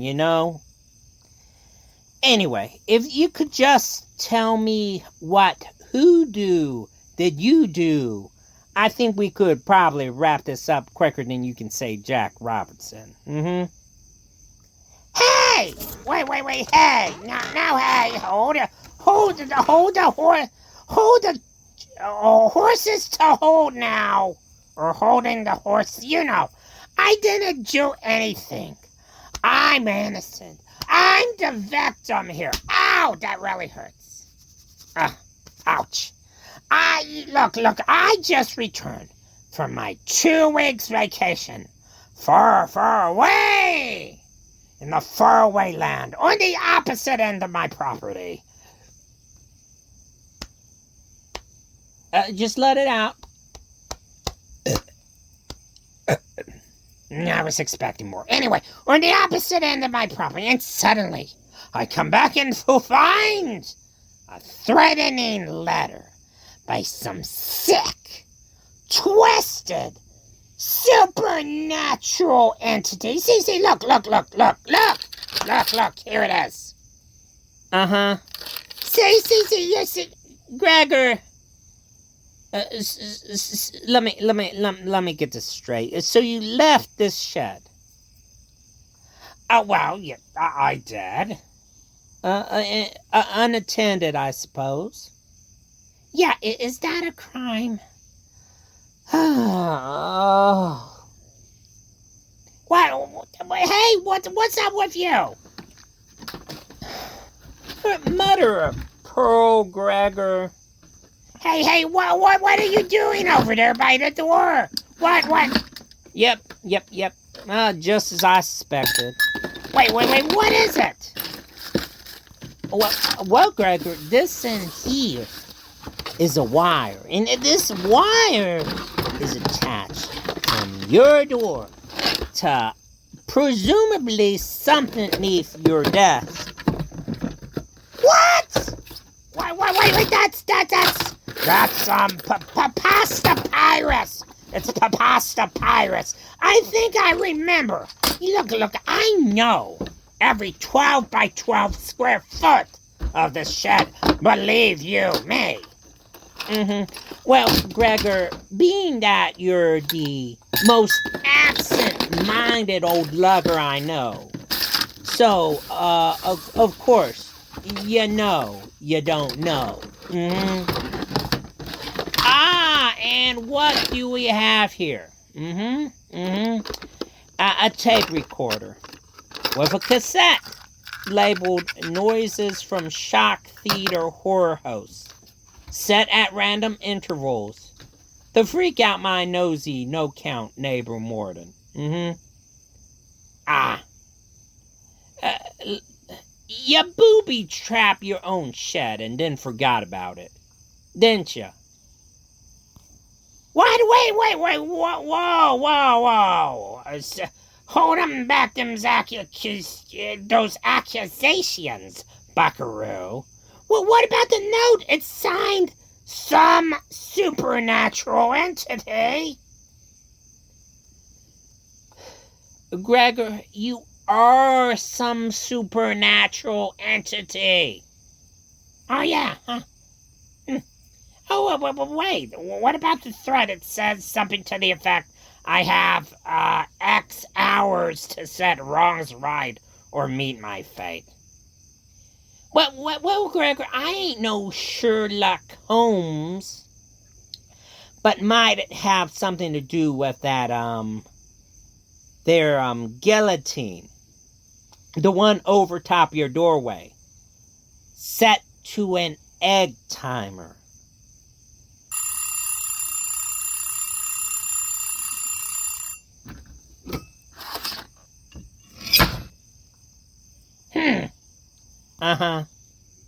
Okay, look. Maybe that's, we'll put it on the board. That's one possible theory. We can follow up in this Gregor, that is the only possible theory to follow up. Well, I mean, hey, look. We got a lot of time on this program to fill, and you just gave away the ending. And the ending, Gregor? Wait, were you seriously about to do a Halloween special where nothing supernatural happens? Well, I mean, Gregor! Look, every time something supernatural happens, something bad happens to Gregor, seriously, can't I catch a break? Gregor, it's Halloween. Unlikely. Highly unlikely, Gregor. I mean, I guess. I guess you're right. Yeah, I guess so. Yeah. Well, I mean, look, at least you're here. I thank you for being here, Deputy. You thank me? Yeah, I mean, you're a really good friend. Gregor, could you say that again? I said you're a really good friend. Thanks for being here. Uh-huh. Gregor, just a quick question. What year is it? I mean, it's, 2024. And what month is it? October. Well, why are you asking me these questions? Uh-huh. And could you just state one thing that is current and culturally relevant? I mean, NASA just launched the Europa Clipper mission, to send that probe to Jupiter's icy moon, and early voting for the presidential election between Harris and Trump is already underway. Mm-hmm. Okay, and could you name just one current song, just to humor me? A current popular song. Okay, a Burr song by Shabuzi. And just one more question. Just one more. Where do you stand on air travel? Well, I mean, yeah, I think air travel is wonderful. Airplanes are great. What did you say? I said airplanes are great. What's going on? Uh-huh. Okay, well, Gregor, friend, could you do me a quick favor and just pass me that trading post over yonder? Oh, yeah, sure, Deputy. Hey, Deputy, I don't see a... Ow! Ow! Ow! Ow! Ah! What the hell, man? Hey, what are you doing?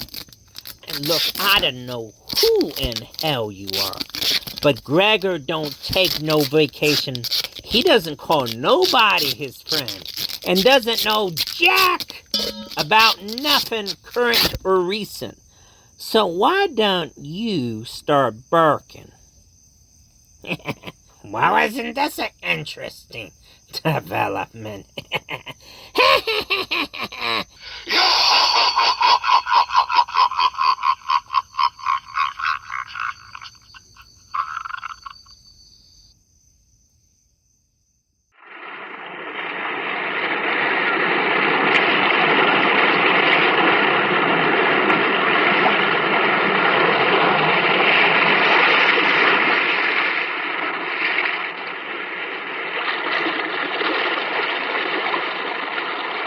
Weird circle.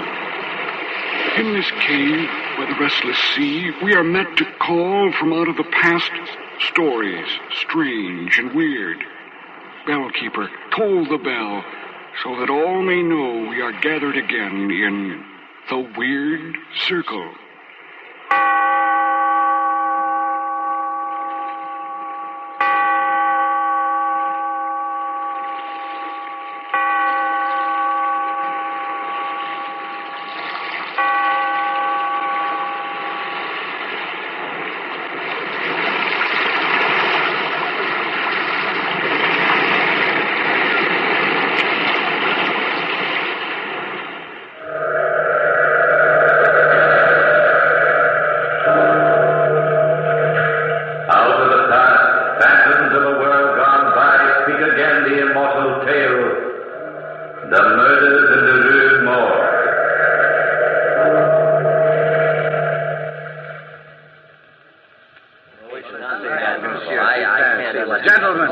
Gentlemen, please, may I have your attention? Very well. I didn't ask you to come to my humble apartment tonight to endeavor to stun you with my superior knowledge of crime and criminals. I've asked you here only to prove to you that the murders in the Rue Morgue present no great insoluble mystery. Monsieur Dupin, if you think the case is so obvious, tell me, who is the murderer? He will be here shortly, Monsieur le Prefect of Police. Here? Who is it? The murderer here? Gentlemen, I give you my word as a man of honor that he will be here in my apartment at precisely 10 o'clock this evening. How can you be so sure? I have asked him to come. Oh. It is exactly 9 o'clock now, gentlemen. And in the hour remaining to us before we meet the murderer, I shall explain to you as simply as I can how I managed to arrive at my conclusion. Yes, do, Monsieur Dupin. I'm always interested in guesswork. Guesswork, my dear fellow? This is not guesswork. No?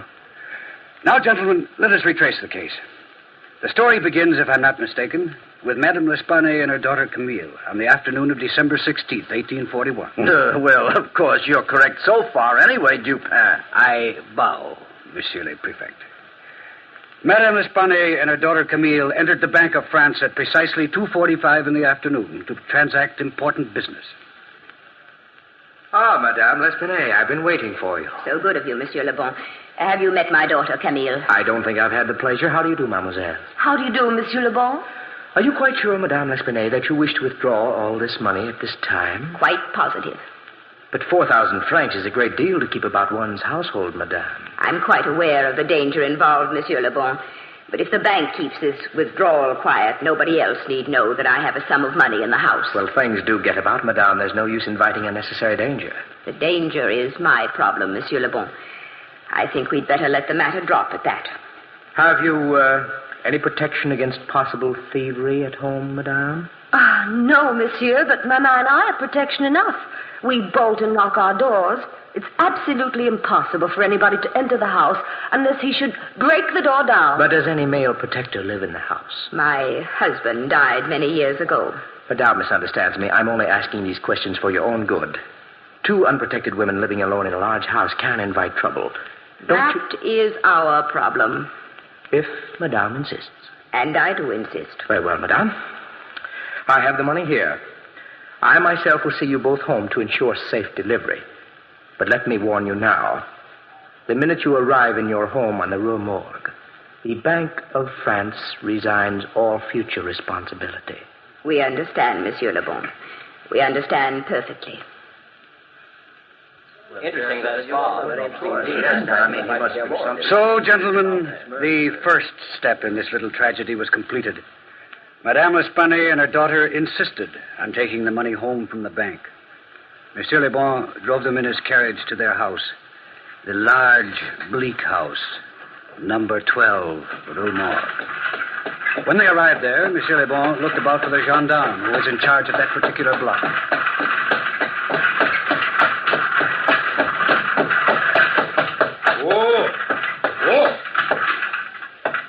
May I help you out, Mademoiselle Camille? Oh, thank you, Monsieur Le Bon. Madame? Thank you. Thank you. Is that the gendarme on the corner? The gendarme usually on this block? Not having had any reason to talk to the gendarme, Monsieur Le Bon, I wouldn't know. Yes, I think it is, monsieur. Gendarme! Gendarme! All this fuss over a little money. Really, you'd think we were incapable of taking care of ourselves. Well, I think Monsieur Le Bon is very thoughtful, Maman. Gendarme! Coming, monsieur, coming. Do you live on the first floor, Madame L'Espanaye? On the 4th floor, in the back of the house. I own this house, and I've shut up all the other rooms. You mean this entire house is unoccupied except for... You called me, monsieur. Yes, I did. I want you to keep a special watch on this house for the next week or so. Madame L'Espanaye and her daughter will have a considerable amount of money in the house. I will watch the house like a watchdog. You would be better off if you did it like a man. Then you'd use your head instead of your feet. Monsieur! What is your name, gendarme? Gendarme Isidore Musée. Very well. Gendarme Isidore Musée. I leave these ladies in your care. You needn't worry about a thing, mademoiselle. And madame. I'm sure we won't. That is, as long as you don't spread the news around the neighborhood that we've got 4,000 francs hidden here in the house. Who, me, madame? I am the law, and your secret is safe with me. Come along, Maman. I'm getting hungry. Yes, dear. Thank you so much for all you've done, Monsieur Le Bon. It is nothing, mademoiselle, nothing at all. Just a courtesy extended by the Bank of France. I'll keep good watch, be assured of that. I'll keep very good watch. Gentlemen, let us proceed to the next event. Gendarme Isidore Musée kept a very good watch on number 12 Rue Morgue. At 11 o'clock the evening of the tragedy, he strolled into the shop 2 doors away from number 12 to buy a pouch of tobacco and to chat with his very good friend Pierre Moreau, a tiny man known as the neighborhood gossip. Good evening, friend Isidore. Good evening. Evening. I've been waiting for you. Yes, I've been waiting for you. You usually drop in at 9 o'clock. And I said to myself, as I sat here waiting for you, I said, where's my good friend Isidore? It's been a busy evening this evening. That's what I said to myself. If Isidore doesn't drop in to buy his usual box of tobacco, he's busy. There must be big news abroad, but then how could there be big news abroad on this block? That's what I said. You were wrong, Pierre. Very wrong. Wrong, eh? There is big news? Thievery? No. Murder? No. Well, then, I give up.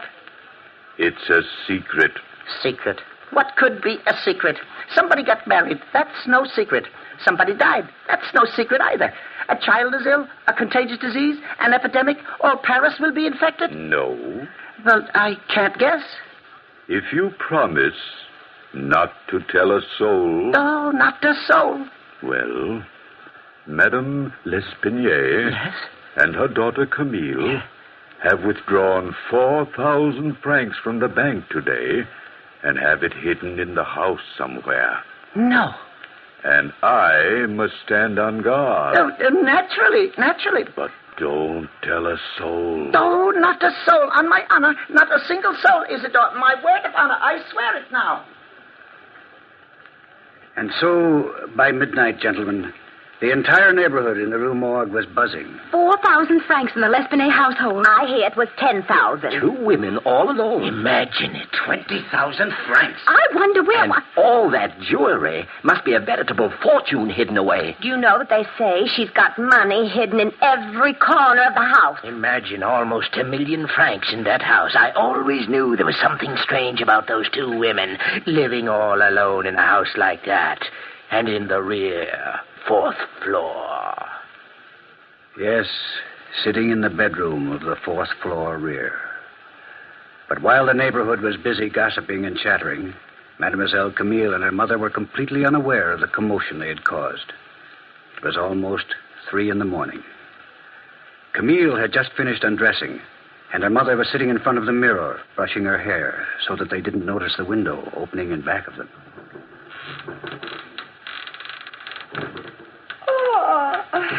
I'm so tired, Mama. Poor Camille. It's been a very busy day. You know, I thought that Monsieur Le Bon was very nice. He seems fairly affable. Oh, Mama, fairly affable.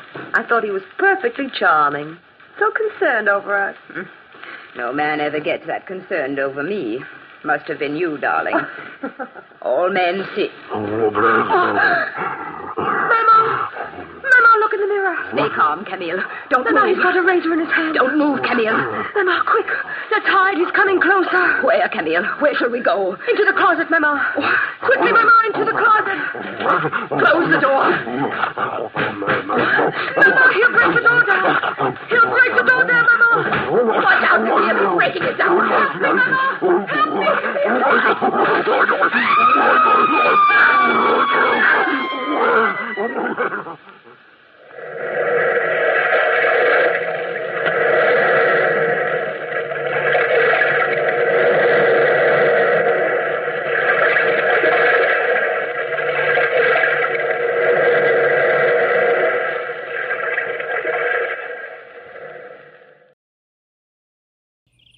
You know, folks, we've had, some fun here. We talked a lot about shock theater, and particularly the original iteration of shock theater. But, there was another kind of shock theater that came after that. There were actually several versions. One such version was hosted by the incomparable William Bell Bowman. And it was based out of Richmond, Virginia, where he played the unforgettable character of the Bowman body. Well, folks,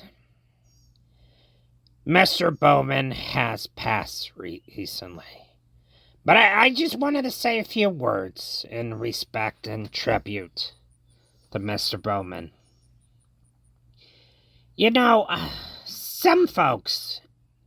You know by introduction, and other folks you know by reputation.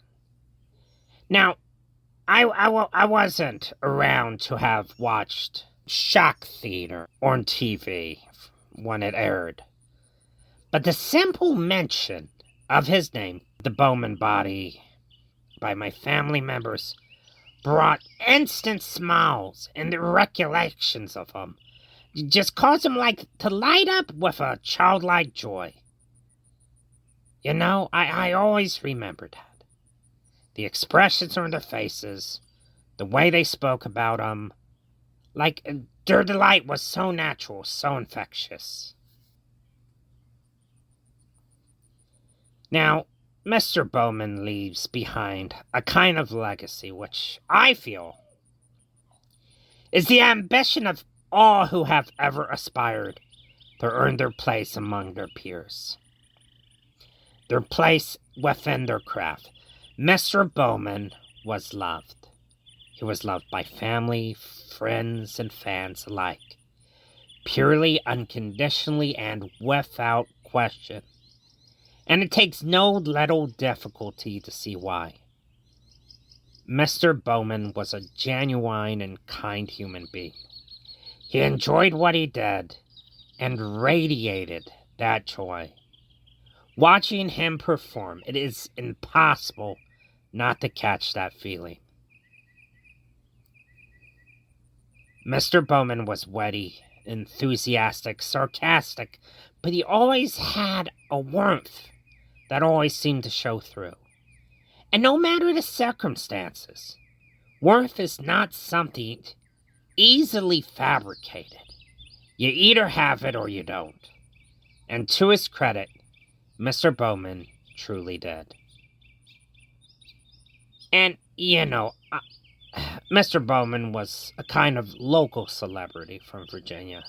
And I understand many listening to this may have never heard or known of anyone familiar with the Bowman body.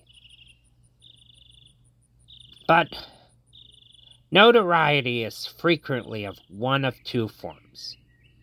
You can either mean a great little to a great many, or a great deal to a great few. And I think it is to the latter which the legacy of Mr. Bowman rests. And I do and most sincerely believe that that is the greatest aspiration one could ever hope to achieve. In closing, my condolences to the Bowman family, friends of Bill and his fans. And goes without saying, my gratitude to William Bowman for the path he laid, the legacy he leaves behind, and all the memories forever enshrined in the hearts of innumerable fans. Well, miss you, Bill.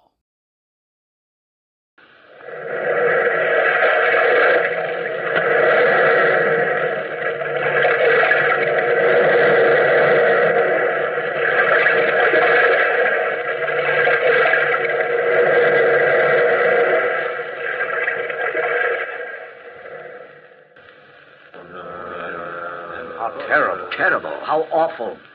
Quite right, gentlemen. Simply ghastly. We fully realize that this is a horrible atrocity, but we must remain factual. While all this was going on the fourth floor of number 12 Rue Morgue, the gendarme Isidore Musée, the little tobacconist Pierre Moreau, Monsieur Le Bon, who, strangely enough, was in the neighborhood at that very moment, and a passerby, a sailor, all four were attracted by the screams of the two women and immediately tried to break into number 12 Rue Morgue. Now stand back, everybody, while I break the door down. Stand back. This is the gendarme's job. Break it down, Isidore. Break it down. Up. Follow me, everybody. Up these stairs to the fourth floor. Down right behind you, Isidore. Right behind you. On the next slide. Keep going. Wait a minute. Wait. Listen to that. He's speaking Italian. No, it's Russian, Isidore. No, Italian, Pierre. I think it's Polish. How would you know Polish, Monsieur Le Bon? Have you ever heard Polish spoken? No, but listen again. I think it's Dutch he's speaking. Dutch, Polish, Italian, Russian. And none of you know what you're talking about. He stopped speaking, hasn't he? Yes, probably escaped. Yes, probably. I wonder. Try the door. Can you open this door? No, it's locked. I think we're too late. I'm sure of it, sailor. I warned you about the gendarme. Well, let's break the door down. 1, 2, 3. Look. What? Oh, the entire room is wrecked. Just exactly as if a maniac had torn up the place. The bed's torn apart. Yes. I've sailed the 7 seas, but I've never seen a place look like this in my entire life. Monsieur Le Bon, where are Mademoiselle Camille and her mother? I don't know. They're not in here. Look. Where? They're in the fireplace. Oh. It's Mademoiselle Camille. Dead. Yes. Dead. Dead. Poor girl. Here, help me, somebody. Help me lift her up. Look out this window. Huh? The old woman is lying in the courtyard below. The sailor's right. Absolutely right. She's lying in the courtyard below, dead as a dead fish. Oh, probably twice as dead. Somebody is guilty of this. Somebody. And as a member of the Paris police, I mean to find out who that guilty person is. Yes, gentlemen. Isidore Musée, gendarme, swore up and down that he would find the murderer. Well, at 4 o'clock that morning, I was awakened from a sound sleep and called to number 12 Rue Morgue to examine the evidence. Monsieur le Gendarme Musée was running around the room destroying the evidence, or at least what little evidence there was, as fast as he unearthed it. The 3 gentlemen who had been there with him were still waiting round out of a combined feeling of horror and curiosity. The sailor, whose name escaped me, was sitting on what was left of a bed, staring blankly around the room. Monsieur Pierre Moreau, the tobacconist, was watching Isidore Musée, the gendarme, play detective. He played it badly. And Monsieur Le Bon was the picture of dejection. I entered the room and gazed about while Isidore supplied me with all the facts in the case, at least from his point of view. And that is exactly what happened, Monsieur Dupin. Very interesting, Monsieur Isidore Musée. And now, gentlemen, I wish to ask just a few questions. No, go ahead. Now, all of you seem to think you heard the voice of the murderer. Yes, indeed. Well, we did definitely. No doubt about it. And you, Monsieur Isidore Musée, you are positive that the murderer is an Italian? Positive, Monsieur Dupin. Absolutely positive. I could tell by his intonation. Do you speak Italian? Oh, no. Definitely not. Have you ever heard Italian spoken? No, monsieur, never. But I imagine... Yes? You imagine what? Oh, I imagine it would sound like that. I see. And you, Monsieur Le Bon, you said it was Polish. Definitely Polish, without a doubt. I judge you have lived in Poland a long time, yes? No, but I heard Polish spoken once. Once? Yes. That makes you an excellent judge of the Polish language. How about you, Monsieur Pierre Moreau? What language did you say it was? Russian, I thought, but that's only a guess, since I admit, and I admit it very freely, I'm not a man to hedge. I've never heard a word of Russian in my life. I thought so. And how about you, sailor? I thought it was Dutch. I don't speak the Dutch language, but I have heard a considerable amount of Dutch spoken when I was in Holland 8 years ago. 8 years ago. I don't mean to make a suggestion, Monsieur Dupin, but Monsieur Le Bon was the only man beside myself who knew about the money being kept in this house. What are you insinuating, Monsieur Musée? Insinuating? I'm an officer of the law, and I think it was very peculiar that you should just happen to be in this neighborhood at 3 o'clock in the morning. Don't you live in this neighborhood, Monsieur Le Bon? No, but I've good reason to be here. Oh, so? Suppose you tell us. Well, I was worried about Mademoiselle Camille. I was rather attracted to the young lady. And, well, I had a feeling that there would be trouble over the money. Well, I was in the corner cafe having some tea until about 10 minutes before the murder occurred. And then you strolled by the house on your way home, correct? Quite correct. My tobacco store is open all night. All tobacco stores are open all night, Monsieur Pierre Moreau. I was just walking by. I didn't steal the money. But naturally, nobody stole the money. It's in the safe behind this wall. Huh? Are you positive, Monsieur Dupin? Perfectly obvious that the money hasn't been touched. These murders were far too cruel to be instigated by man's greedy desire for financial reward. Here, let me open the safe and show you. I happen to know an interesting combination that will open any safe. I should have been a thief. So, there. That ought to open it. Oh, it did. Naturally. Now look. There's the 4,000 francs, safe and snug as a 4,000 franc group of notes should be. Well, perhaps Monsieur Le Bon was interrupted in the midst of his thievery. Perhaps he didn't have time to finish. Well, nonsense. Monsieur Le Bon was with you when you walked up the stairs. Well, an accomplice, perhaps. No, Monsieur Isidore Musée. Let me show you something. Look at the fingerprints on this girl's neck. Very strong, heavy prints. And very large, too. Why, yes. The murderer must have been a giant. His hand must have been twice as large as mine, and I have a large hand as hands can. Yes. The murderer was a giant. A giant with extraordinary strength. Gentlemen, I think now I have sufficient clues. Look at this window. It's just a window. Yes, just a window with a cord on it. A broken piece of cord. Clue number 1. Clue number 2.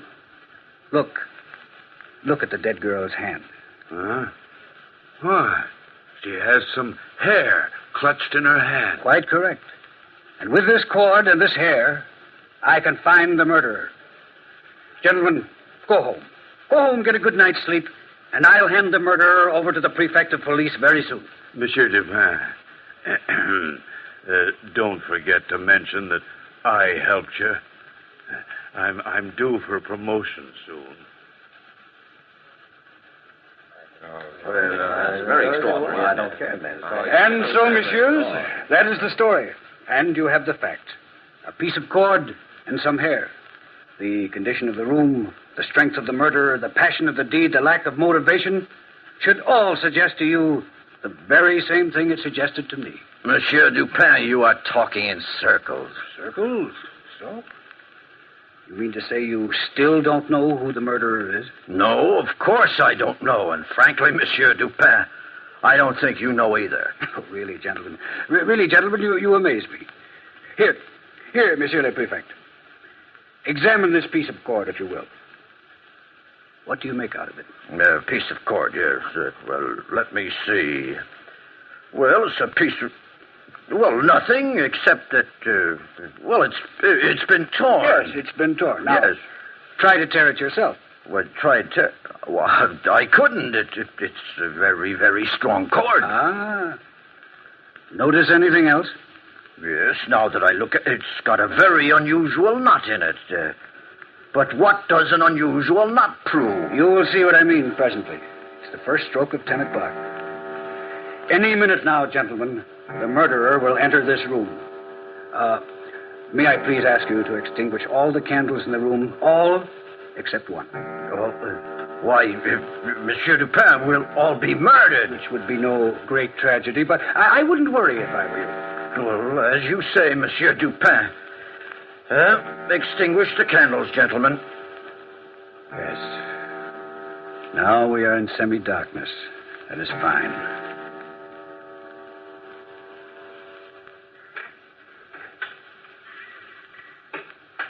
Listen, gentlemen. The downstairs door to my pension has opened and closed. The murderer is now downstairs. He is walking up the stairs. Now listen. Yes, listen. For the love of heaven. Quiet. He is coming closer. Gentlemen, are you ready to grab him when he enters? Yes, Monsieur Dupin. That is good. He is standing outside my door now, Monsieur le Prefect. Ready, gentlemen? Yes. Come in. Grab him. Let me go! Let me go! There you go. So it is you, sailor. Help the sailor to sit down. It was a trap, huh? Yeah, but this sailor doesn't look strong enough to commit these murders. Let me go! Let me go! Let me go, I say! Please don't struggle. You see, sailor, Monsieur le Prefect cannot arrest you for the murder because, although you are responsible for the crimes, you are not guilty. I'm not guilty. I'm not. I couldn't help it. Of course you couldn't. Gentlemen, it must be obvious to you now that no man murdered these two women. The only creature able to do it would be a Bornese orangutan. Orangutan? I matched these hairs I found in the dead woman's hand, and of course they belong to just such a creature. An orangutan. Yes, Monsieur Dupin is right. But tell me, how is this sailor involved? I owned the animal.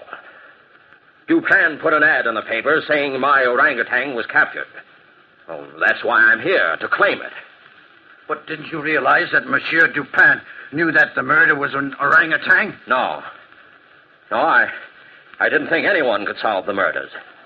But I did know that whoever put the ad in the paper knew that I was the owner of the animal and that he was keeping what he thought was a perfectly innocent animal.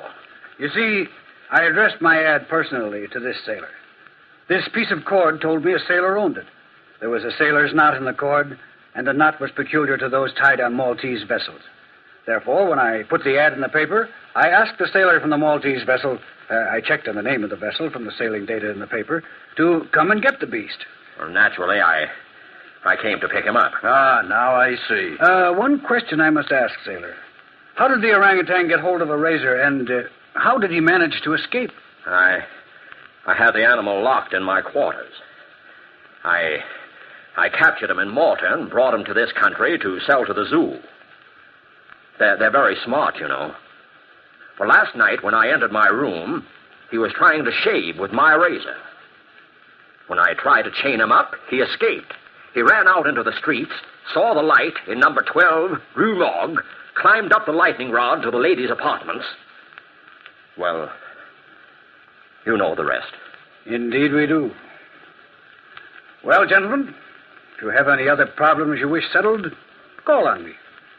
Just call on Monsieur Auguste Dupin. Incidentally, if you'd like to see the orangutan, you'll find it safely locked up in the zoo.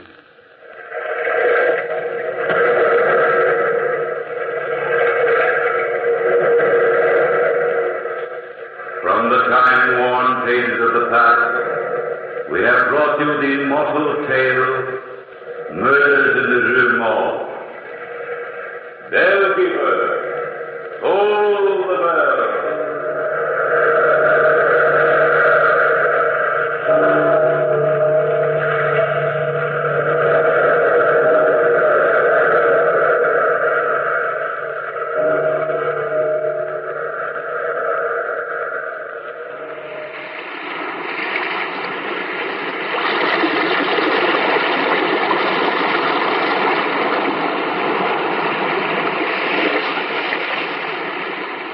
From the time-worn pages of the past, we have heard another immortal tale in The Weird Circle.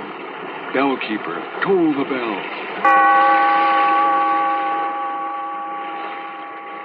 Be here in this lonely cave by the restless sea once again next time for another immortal tale in The Weird Circle. All right. So gonna tell us who you really are? And what have you gone done with Gregor?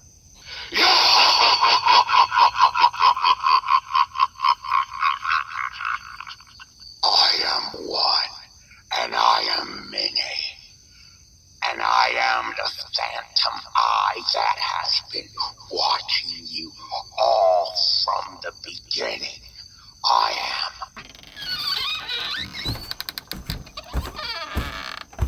Oh, cut the scare tactics.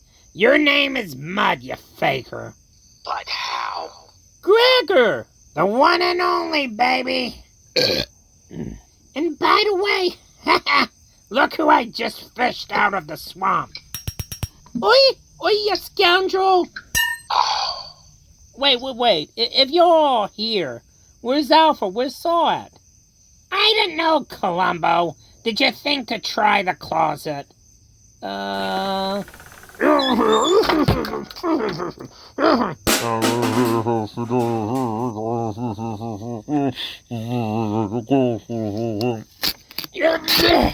You're by Davy. Great detective work there, Constable. You are a failure. Shut your trap, you old salt and tin can. But how?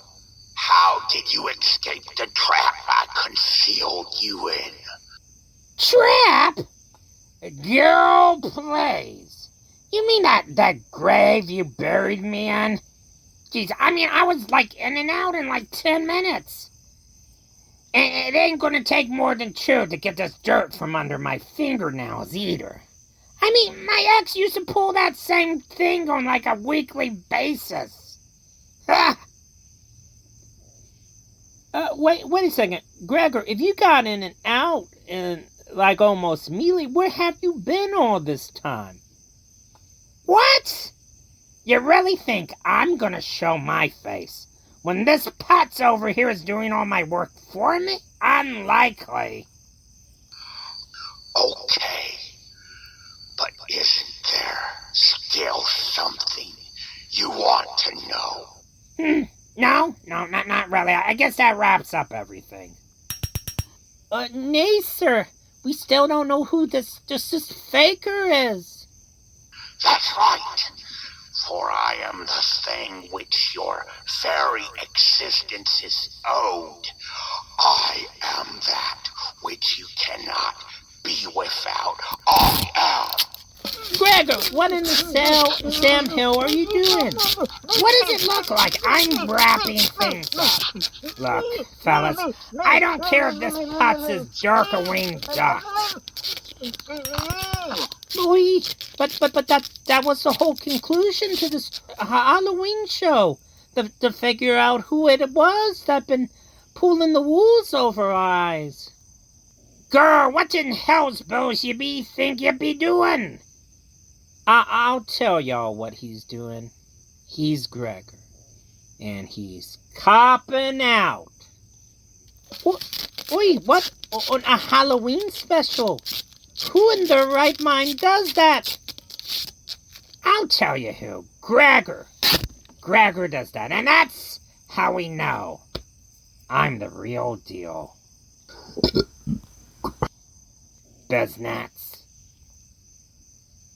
It's a pretty sorry ending there, but he has a point. Aw, thank you, Deputy. You're welcome, Gregor. So, what do you say, friends?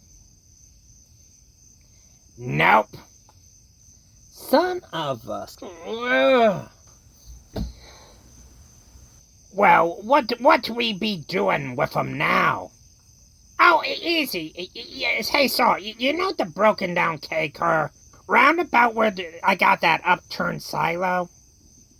Oi! Well, right behind there's a tombstone I graffitied my ex's name on it. And behind that, there's a portal straight to the 1950s. We can just huck him in that. Gregor, you have a portal to the 1950s, and you just throw things in there? Well, yeah.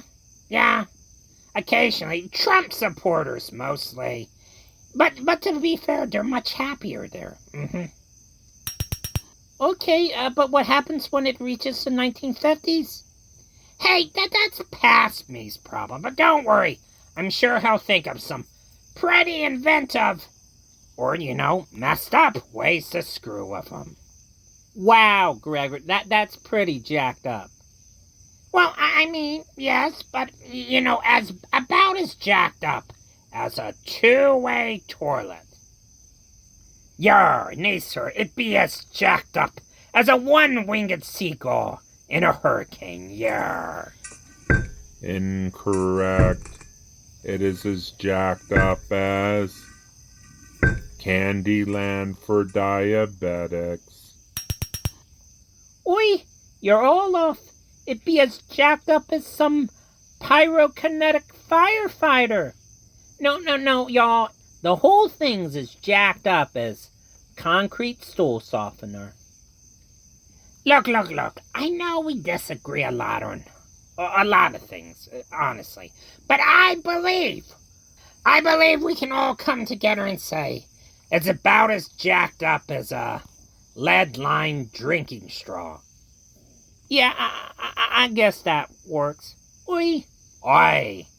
Affirmative. Good, we're in agreement. Alpha, if you could go grab the hand truck. Oh, I almost forgot all about this one. Looky here, fellas. Looks like we have a captive audience.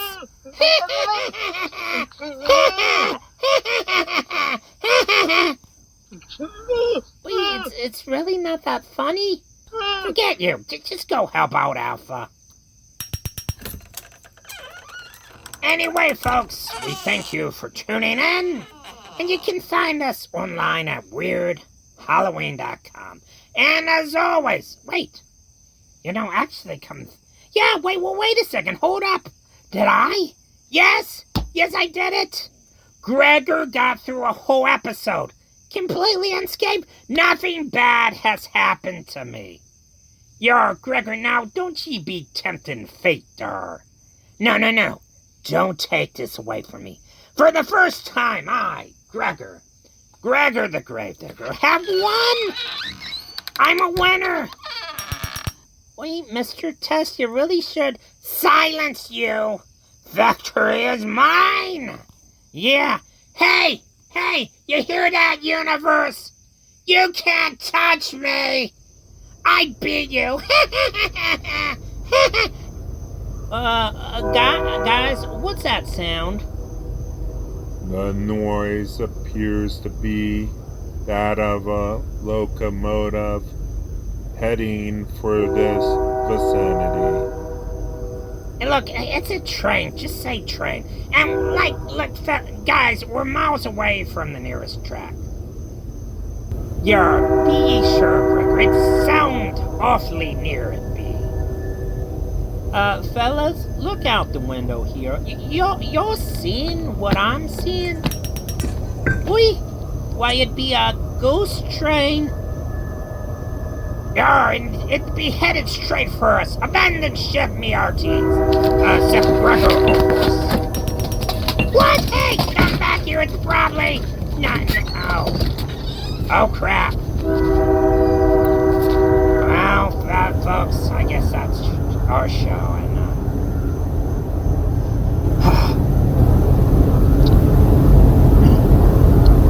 regards from the graveyard. And see you!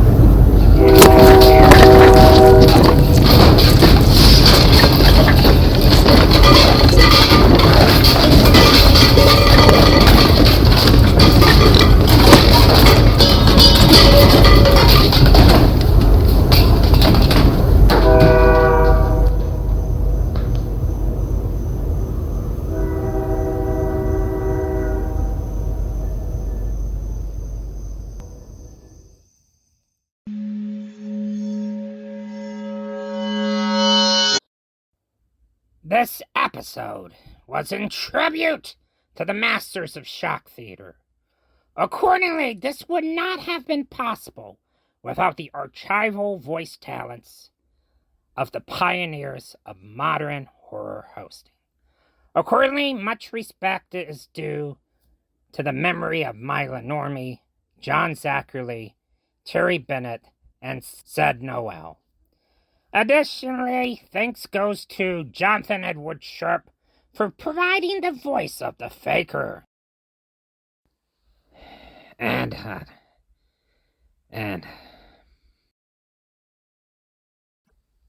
finally, we gratefully acknowledge and say our goodbyes to the true heart of Virginia horror hosting, Mr. William Bowman.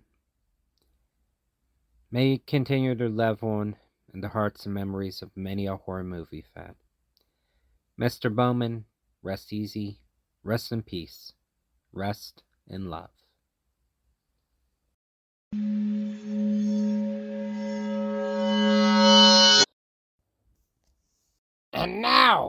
Mr. Orson Welles.